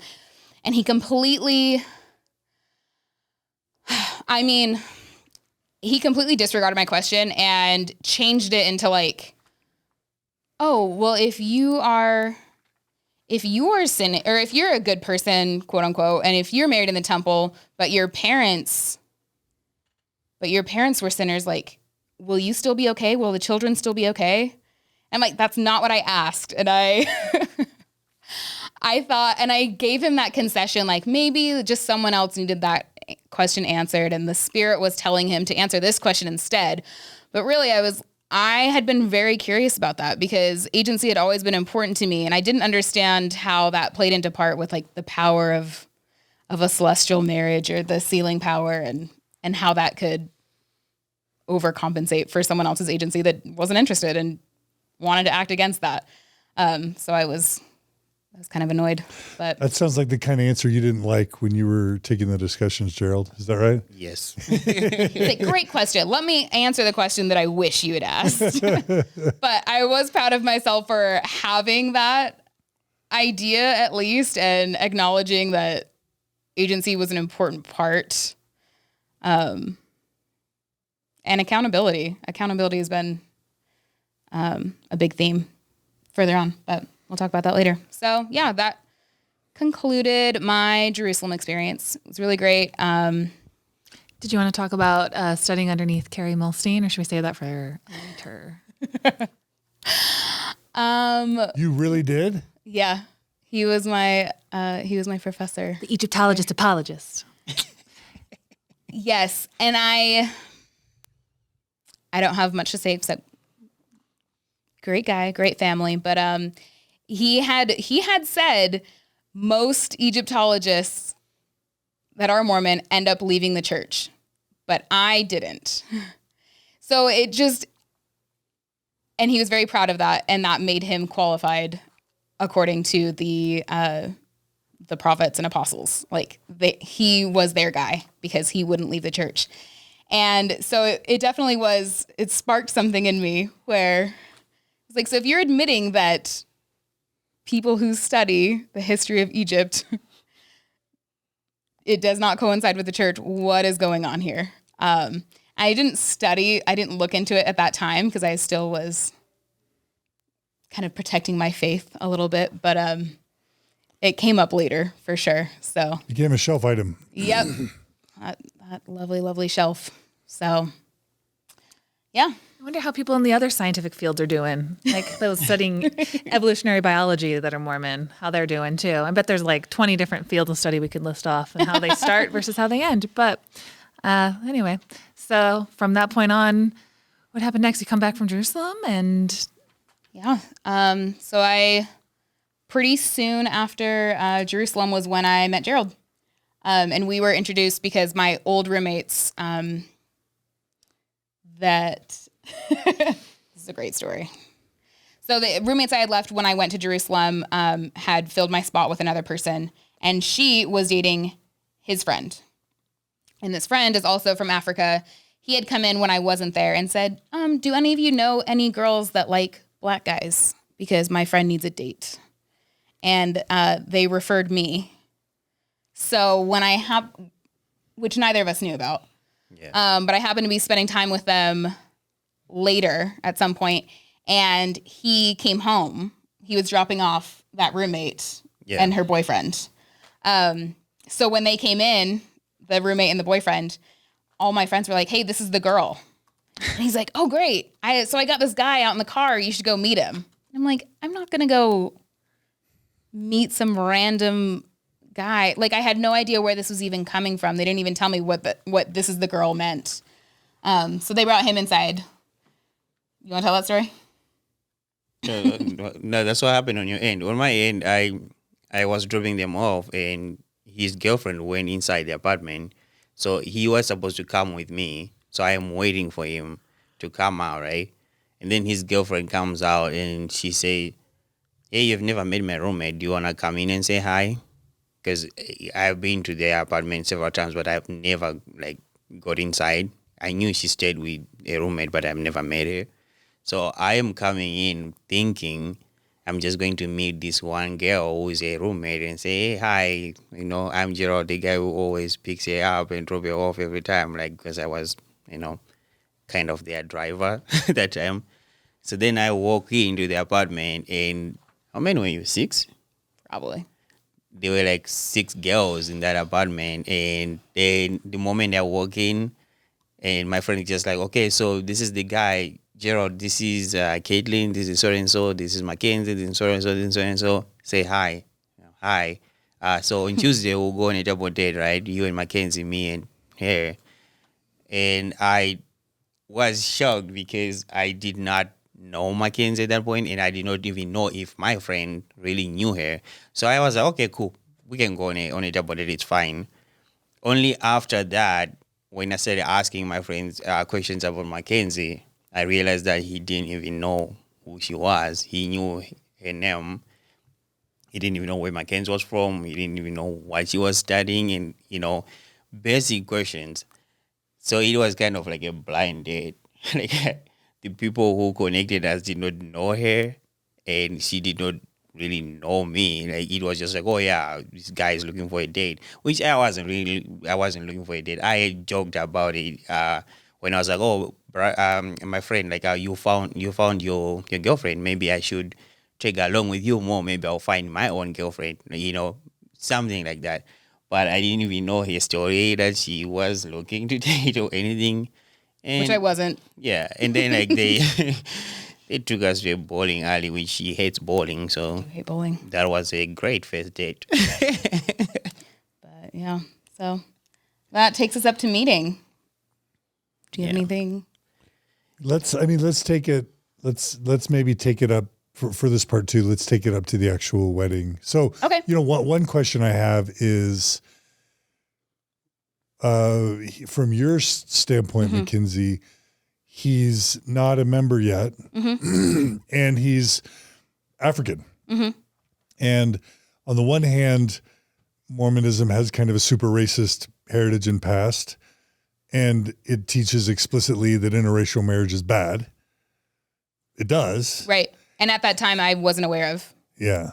Like, I knew about the priesthood ban, but I didn't realize further how much they had taught against, like, mixing blood or things like that. Yeah. So, yeah. But then on the other hand, from your standpoint, growing up with a mom who was biracial and in a home that intentionally didn't talk about that, you thought, well, people of color are great. My mom's great. I'm great. Yeah. He's great. And you hadn't had had you graduated from BYU at this time? Or No. So you were still in your undergrad? Okay. So what was it like for you to contemplate A, actually dating someone, B, dating a non-member, and C, dating a black man who was from Africa? What was that like? Yeah. It's funny because I guess the question is, do you know a girl that likes black guys? I mean, how did that make you feel, by the way? Yeah, Did that make you feel like that's all the only qualification in dating someone? Not really. I mean, at this point, I had interacted with other girls from BYU, and I had already kind of picked up on it.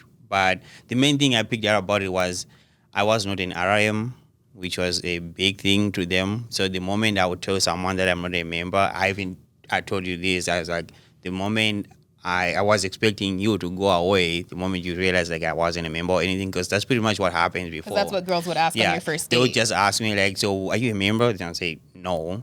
Some girls will not ask, are you a member? They will say, so did you go on a mission? Then I'll be like, no. And then it'll just be that. That's the end of it, right? So when they say that, I didn't think anything of it, and also funny thing is in that room, she was the only girl with who was brunette, right? Everyone else was like blonde. That's how I remember Makenzie when I saw her the first time. I mean, outside of that room, is I knew her hair was dark. So funny thing is when they say that, in my mind, it was kind of like a funny thing that, oh, okay, so this one different girl wants to date a black guy, and the fact that their roommate was also dating my friend who was also black. So I thought maybe, that girl put in a good word, about, oh yeah, these guys are great. And she was like, oh, maybe I want to go on it. I didn't think anything about it that is like, racial or anything. But after we started talking, that's when I realized like, oh, wow, she was struggling with her identity, and she felt like she can relate more with, she wanted to relate more with, black people, because she felt like, okay, my mom is mixed, and I feel like I should relate to these people. So it kind of made sense in that way, like, oh yeah, of course she would want to have, people of color as her friends too, versus just you know how BYU is. Yeah. You walk at that campus, you can tell like the majority of people there. So it didn't really mean anything at that moment to me. I was just like, oh. And you had experiences where maybe a girl was interested in you and had like a few dates, but then she said, oh, my parents wouldn't like. Yeah. you. I had one really cool, girl was really open and honest with me. And she would say, funny thing is she saved a mission in Zimbabwe anyway. So she would say things like that. It's like, yeah, I know like this. She didn't like really directly tell me like, people are kind of racially biased when it comes to this. She was just like, I don't know, like Utah's not a very diverse place, and I don't see my parents being happy like that. I found like this one, person of color in Utah, which I did appreciate the honesty. I was like, oh yeah, I get it. Like people do that, but if you feel like uncomfortable that you date me, it's fine, right? But at that time, I did not realize how common or like how much this is taught in the church. I just thought like, oh my, this is just like racism 101. This is what people do, right? Like they are coming from this place where this was not normal. So maybe that's what she is kind of talking about. Only to realize later what that really meant. But still, I was like, oh, I appreciate you like bringing that up. Yeah, if you say, hey, you're a great guy, but I don't want to go through this trouble where I have to explain to people why I'm with this person, because that's how my family is like. So that I was like, okay, it's fine. I'm not gonna try to to push you into something or like try to explain why we should be together, even though like you're gonna feel uncomfortable around your own people about it. Yeah. So I had known that I was attracted to Black men, and I did receive like attention from Black boys growing up. So I was always like, I wanted to marry a Black guy, and even for myself too, I didn't feel like I looked like my mom. I wanted to give my kids what I didn't have. Like I'd always wished that I was darker, and later I realized how much of that culture I had been missing. And during my later time at BYU, pretty much around Jerusalem and for the couple years after, that's when I got more engaged with LGBTQ rights and really developed some nuance there, and really didn't feel like the anti-LGBTQ rhetoric was of God, and I didn't feel like it was fair, and it just became another shelf item. And still at that point, I hadn't quite like delved into the history of the Blacks in the priesthood. But for me, I did feel like that was not true. That was not of God, and it was a mistake. So I understood that the church made mistakes, but I was still forgiving of it.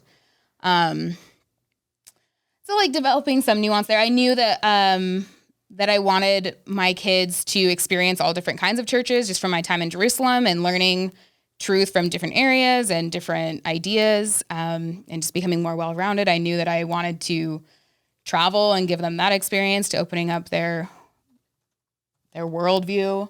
And that was still very much developing when I met Gerald. And we didn't date right away. We were friends for a couple years before we started dating. But we did spend a lot of time together. We got to know each other really well. Yeah. And he was just very quiet and very shy. And I didn't get to know you as much as you got to know me, I guess. So, yeah. I was a good friend. You were a good friend. You were a really good friend. And I appreciate that. And especially, I always wanted to be friends with someone. I'm sure it's like the Jim and Pam story that I always thought I wanted. Like from The Office. That's an Office reference. Of course. Kara, for you, that's Office is a comedy show on TV. Oh, I'll look into it. Okay. But I knew that it's really hard to just be friends with someone, especially like the Mormon community, because you're just meant to. The only valuable relationships are marriage relationships, and you should be working towards marriage. And so for me, getting to know him wasn't, is this a potential marriage situation, and do I need to be worried about his status in the church and being a non-member or member. I just knew that he was a really kind person and someone that I enjoyed talking to and learning about. And I loved learning about your culture and your home and your experiences. And you were just very curious and knew the Bible so well, better than anybody I knew. And it was great to have those discussions and develop, more nuance and more understanding and more of a larger worldview. And at that time, I didn't recognize how much I wanted a non-white partner, but especially Black, and especially from a different culture where I could just learn more and have more diversity of thought. And but looking back, I realized just how important that was for me. And as we progressed, there was a Beyonce has come up a lot this podcast, but I was watching it's called Homecoming by Beyonce, and she performed at Coachella, and she was just basically celebrating like historically Black colleges. So they had all these dancers and marching bands, and she was celebrating like African ancestry and Black American culture. And it was such a celebration of Black culture, and I loved it. And it really just hit me how much I didn't have that and how much my mom didn't have that, and just felt that gap. And that's where I finally recognized, just as my identity in the church was changing, I felt a gap of if I'm not identified as like a Mormon or a true believing Mormon, and I'm not fitting perfectly into that sphere by supporting LGBTQ people or becoming more nuanced with prophets and with personal revelation and all these things, and not thinking that we have a monopoly on truth. So that was kind of changing my relationship with the church. And that's where I felt like, oh, now who am I? Am I white? Do I have any like Black culture that I can identify with or attach to? And I just felt like I didn't fit in either camp. And so just getting to know Gerald better and leading to us like actually dating and getting married, I just look back and I appreciate that so much about him, because he understands that and can help me understand better like his culture and who I am. And he doesn't fit perfectly in the United States, just as we talked about like the Black culture here necessarily. And I don't either. And so it's just us creating now like our own identity and our own culture within our family. But so I do acknowledge that like I didn't recognize everything that I was missing and everything I wanted from a Black partner. I just was like, yeah, Black people are cute. And historically they've liked me, so that sounds great. And I know I'm in the middle of Utah, but there has to be one, right? And I met a few actually Black guys before that were crazy. Yeah. But we don't need to stereotype that. I finally was like, you know what? I think I'm just meant to marry a white guy. I think this is God telling me it's not going to happen. And we were friends at that point, but yeah, and you tell me all those things, and that's the beauty of our friendship. I was the terrible girl that would complain about guys that treated me poorly to the nice guy that liked me. Oh man, and I feel really hate sad that about story. that. Yeah, and I'll take you to ice cream or a movie or something. And then I would literally be crying because I'm like, I know what I'm doing, and I know I need to stop complaining to you, and I'm sorry, and I won't do this anymore. And he's like, it's okay. But I will. You would always say like, you know what you want, and you don't want to date me, and that's fine. Like, I respect that you know what you want, and you were honest about it, and I'm happy to be your friend. And like, I really admire that about Gerald, is that he found value in our friendship, and it was still valuable enough to spend time with me and to like form that relationship. Whereas at BYU, all of my experience had been, I don't want to date you, so I'm not interested in you, and moving on. You know, like there was no really friendship with guys unless you could set them up or unless they could date you.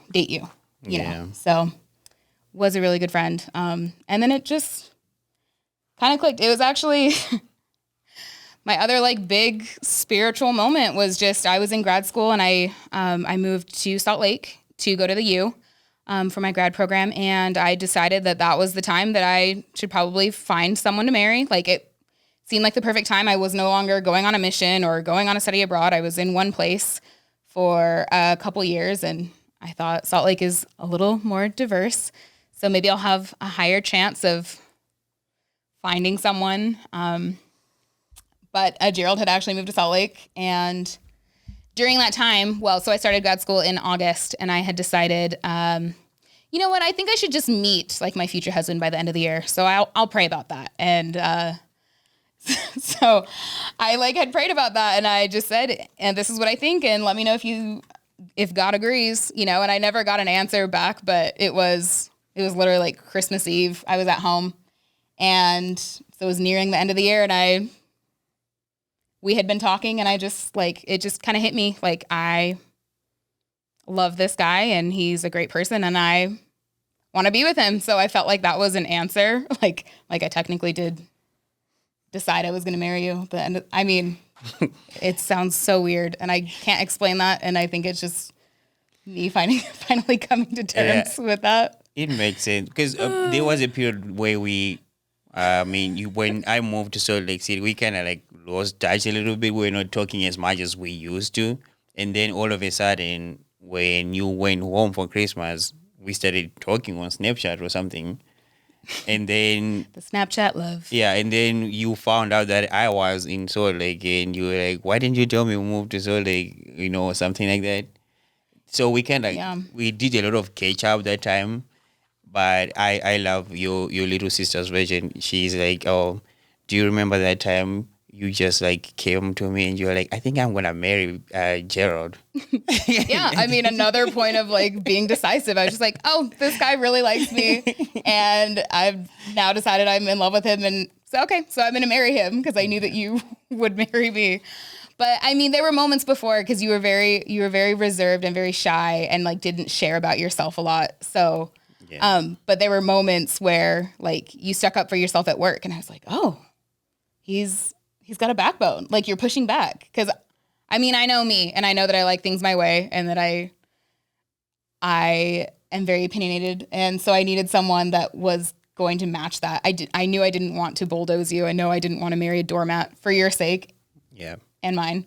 So, when you started like standing up for yourself more and being more opinionated and like opening up to me. I mean, it took a year and a half for you to to open up and to share things about you, but I mean, it was there. So I'm just grateful that we were able to be friends and build that friendship. But then it was kind of a whirlwind for you. Like out of the blue, I'm like, okay, so I like you and we can start dating. And he's just like, did someone die? Are you okay? What happened at home? It was not a good time for me. I was like, wait, so the one guy that's been in love with me for 2 years, I finally tell him we can date. And he's like, I don't know. But it worked out. So we got married in the San Diego Temple. And yeah. Is there anything about your guys' temple experiences going through the endowment? Anything you want to share there or no? We can skip that if that's not relevant or important to your story either. But sometimes people like to We talk talked about it a little bit before. I told him it was weird. Yeah, I was weirded out by governments. I did not really understand the full concept of governments, and I wasn't comfortable in them. And You're talking about the Mormon garments. yes, Yeah. I felt weird about them for a while, but I also realized that it's something that is very, very, very foreign to me, and I will take a while to get used to it.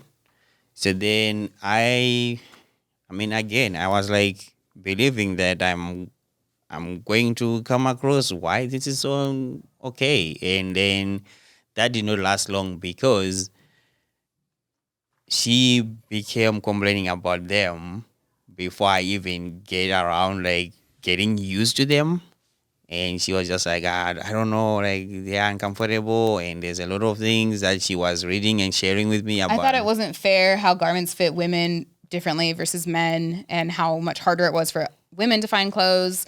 I knew women of all different sizes, so like short, skinny girls could get away with like basically wearing like very short skirts and shorts. And then I had like bigger friends that just because they're bigger, people think, the garment designers think that their knees go down to their ankles, and it just wasn't. There was a discrepancy there, and it was frustrating. And yeah, I mean, Yeah. and even after, and you went through the temple actually before we were even married, so you went on your own. You wanted to do it on your own terms. Yeah. I did. Yeah, got it out, and then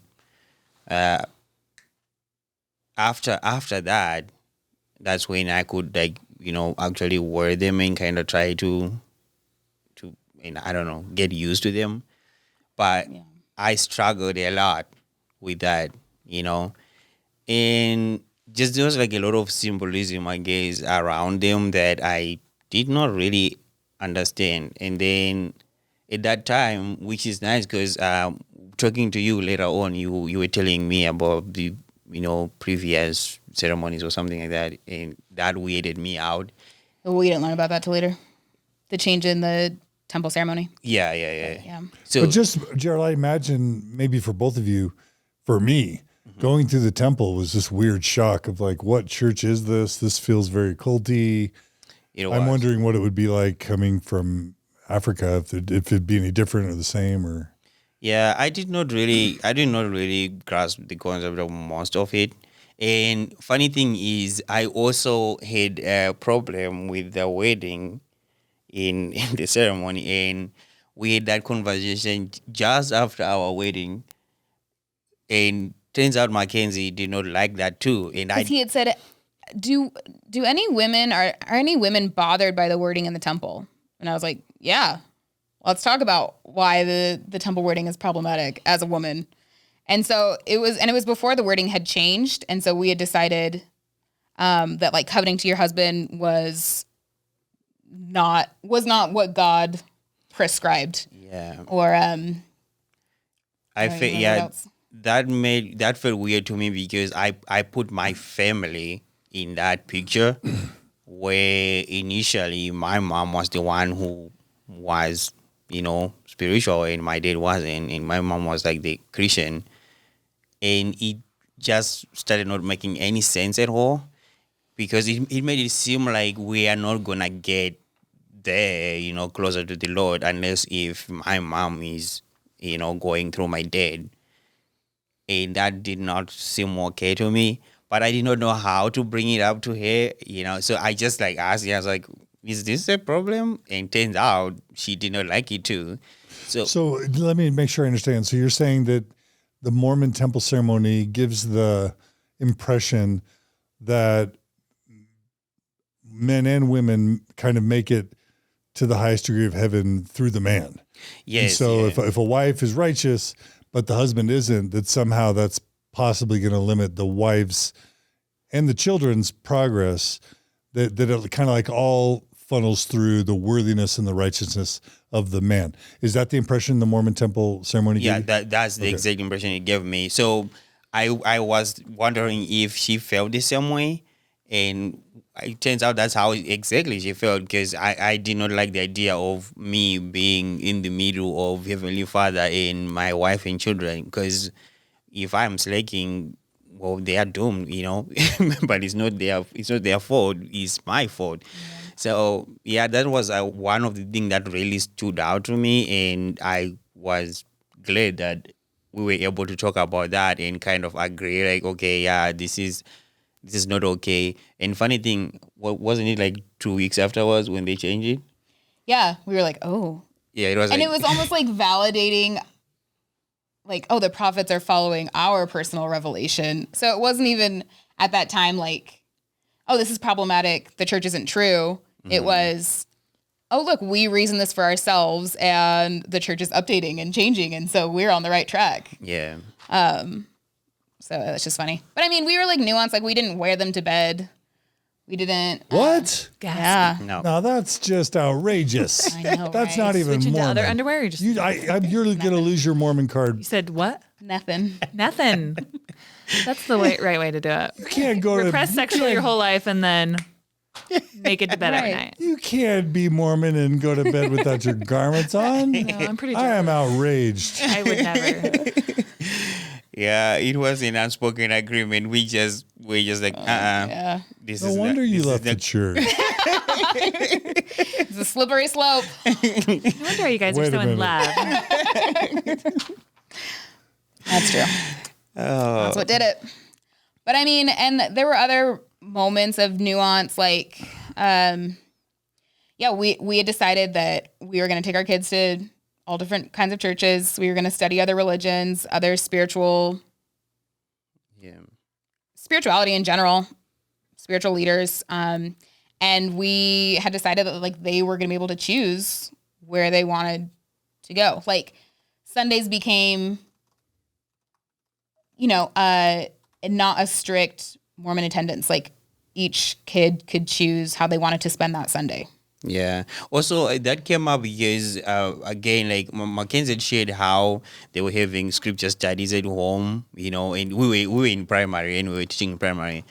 And we both kind of felt like how those scripture studies were conducted wasn't like really, grabbing the attention of kids because it was just like adults, telling them what to do. And we know kids, they don't like that.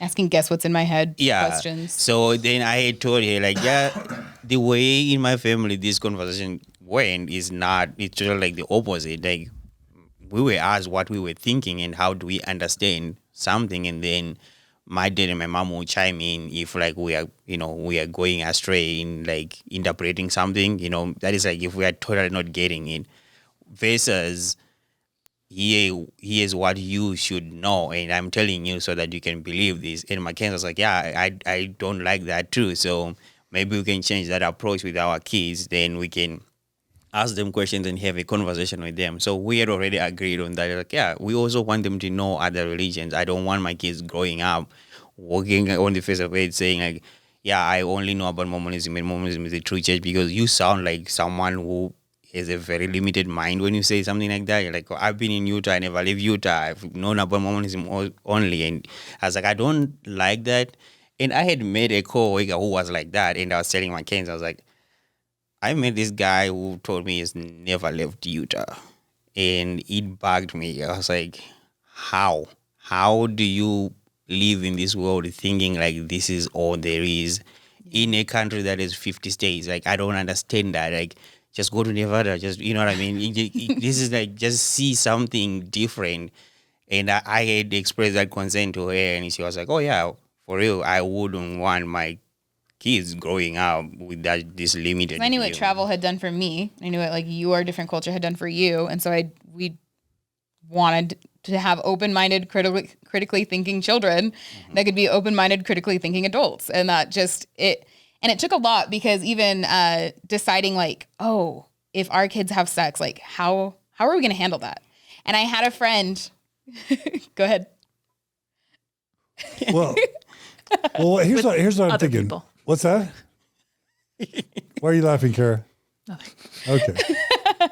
Go ahead. I mean, I met a friend in grad school that she had said, my mom, she came from active LDS parents. Her mom had said, I would prefer that you don't have sex, but if you do, I want you to come and tell me. I want to make sure that you're protected, that you understand how to make this decision, and I want to support you.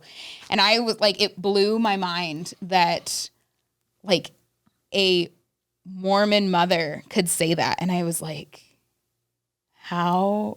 I don't know. But I adopted that, and I knew, and it was still like a change. That was probably the biggest change that I had to kind of reconcile with, especially with like the shame that I had felt. Like, how do I grant that to my kids and honestly be okay with it? Because I still had thought it was this major sin my whole life. But it just finally, like, we have a lot of parenting discussions, which is funny because we haven't even agreed like if and when we will have kids. But it's been really good for, I think, healing our own inner child and knowing just how to be to be good parents and how we wished maybe we were parented. And, but yeah, just finally coming to the conclusion that like being a good parent is supporting your child and becoming whoever they want to be and making sure they're safe and that they know that they're loved. And that's it. And it's not, and it even, I think before we were married, it was like, what if my children left the church? Like, how would I react? And it's like, oh, are they still a good person? Do they treat people fairly? Are they honest? Yeah. Do they contribute to society in a meaningful way? Cool. So if they're not Mormon, I'm over it, Yeah, it's fine. And so it finally, it took the pressure off of the idea of parenting. Like, I just know it because I know how much stress my mom has gone through and family members when their children leave or when they're quote unquote sinning, and like my siblings are really good people. I'm really good. I'm a really good person. And so I don't know, that just completely changed my parenting worldview and just not controlling, but supporting. So, I think we're coming to the end of what I'm calling part 2, because part 3, we want to be about your marriage and your faith journey as a married couple. But let me end by just asking this question to both of you. Okay. So as you decide, Makenzie, to enter into an interracial marriage with someone who is a recent convert, who didn't serve a mission, and who is from Africa, I'm curious to hear what that meant to you as a woman who was raised Mormon. Yeah. And what that did and didn't mean. And then Gerald, I want you to answer the same question. You had converted to Mormonism, but you still had your critical thinking mind, and you married an American, and you married a woman, and a Mormon faithful woman, and you had a weird temple experience, and the garments were kind of weird. I'm also wanting to know what that marriage meant to you. And that'll be kind of the way we end part 2. And it'll be a fun preview of what ends up happening as Kara leads us through your part 3. Awesome. So you go first, Makenzie. Okay. Yeah. Even from the time I was a missionary, I was always upset that I wasn't a convert, because I thought converts have such better experience and ability to connect with people in a way that I didn't. And they have a better worldview and a better sense of nuance. And I mean, I will say I give myself credit for being a missionary. I did not want to be a robot missionary. I wanted to keep my personality, and I did. And I felt like I connected with people in a way. So I really just had a respect for all walks of people, and especially converts. So I knew that I wanted to marry someone who was a convert, that had experiences before me, and that just was more open-minded. And again, I don't think I would have called myself a feminist in my early years at BYU, but I definitely was. And I wanted someone that was excited that I wanted a career, and that was not expecting me to stay at home and just be a mom, and respected me and, and respected other women, and wasn't going to follow the same patriarchal model. And I just thought that was kind of impossible to do unless they were a convert. So I don't think I would have married a non-member at that time, but, so that is one of the greatest, I guess, blessings is that you did join the church. And I think that is definitely a benefit to our marriage, because I don't know if I would have married a non-member at that time.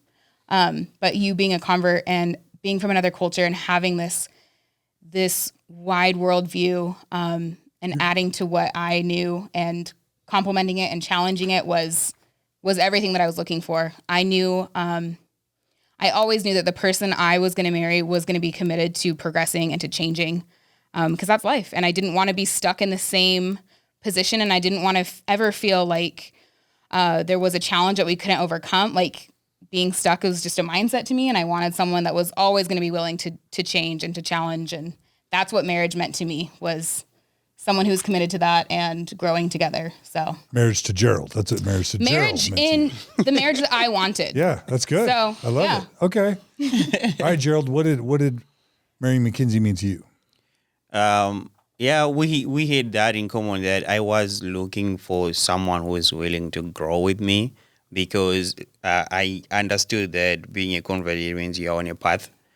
So I wanted someone who was willing to walk that path with me, because I was going to be growing. I was going to be learning new things. And I think I noticed one thing when I was talking to Makenzie, when I was like, oh, I think I really like it, is when I mentioned this as if like it was normal, but I realized it was not. I don't know what we're talking about, but I remember just saying, I don't think I would do well with a housewife. And A stay-at-home mom? yeah, and she kind of lit up and she's like, tell me, why wouldn't that work for you? And I was like, here's the thing. As far as my mom became a housewife, she was always against the idea of, someone who stays at home waiting for you to come back from work, because she explained it to us that you cannot be the entire world to someone, because it is a burden. So I've always not wanted the idea of having someone staying at home who does not, who sees me as their entire world, because I'm going to deal with my day at work and I'm going to come home to someone who was just waiting. It's like a high energy puppy and you are tired. It's a lot of pressure. Exactly. It's a lot of pressure. So I was like never for that. No, it's fine. People would do it. I didn't put it as a bad thing. I was just like, for me, I don't think like that will work. And also, I think I just want to echo that. Like, I don't have any bias against stay-at-home moms. It's just the choice of choosing to be a stay-at-home mom and feeling like you have options. And I don't feel like the church really taught us that we have options. So yeah. So that's literally when I realized that, like, oh yeah, most people in the church were taught just to stay at home and take care of the kids and the family, which is something she did not like. So I guess for me, marrying her, I saw an opportunity where I'm going to marry someone who is willing to be flexible enough with me and be willing to walk with me in this journey where I'm growing into this new lifestyle that I was adopting. So that's what it meant to me. And it's funny enough, part of the reason why I felt like I can marry Makenzie is because my dad will always say, you should marry your friend. And who else was my friend that I could marry at that time that understood me at a level that most people who kind of dated me did not? And it was her. So the moment she finally came around, I was like, oh wow, I guess it's happening. Like this is the person I've been looking for. It's a non-typical BYU story because you became good friends and knew each other for years before you got married. And BYU is famous for people meeting, getting engaged within a few weeks and getting married within a few months. Right. You guys got to marry each other as close friends. Yeah. Yeah. One quick other final question, Gerald. What did it mean to you to marry a non-African and a you are biracial. Yeah. But with really light skin. Was that even something that occurred to you at all? It did. And I was... Was that a downside, an upside? Personally, it was an upside.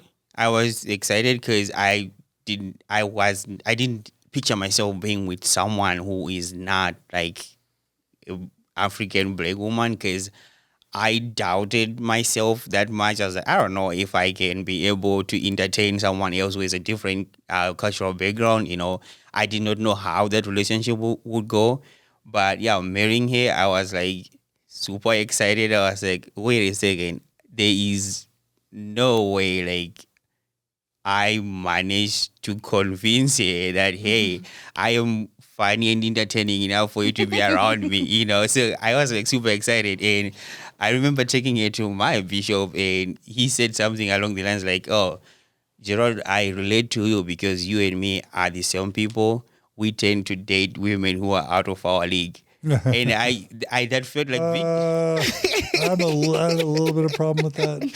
I did feel weird, John's but calling me out. but Oh, not that. It just depends on what he meant, I guess. I hope there was no racial undertone to what he was saying. yeah, me too. But I mean, I didn't take it as anything racial, but I did realize like, okay, she's an awesome person for real, like, you know, hands down. So the fact that This is a really fun podcast for me. yeah, that I Ego managed, boost. I managed, you know, to win her over. I was like, well, that's victory for sure. Because, you know, who would have thought like I would be here with someone as awesome as she is? So that was like a victory for me. Oh, I love it. Thanks, babe. Cute. You're welcome.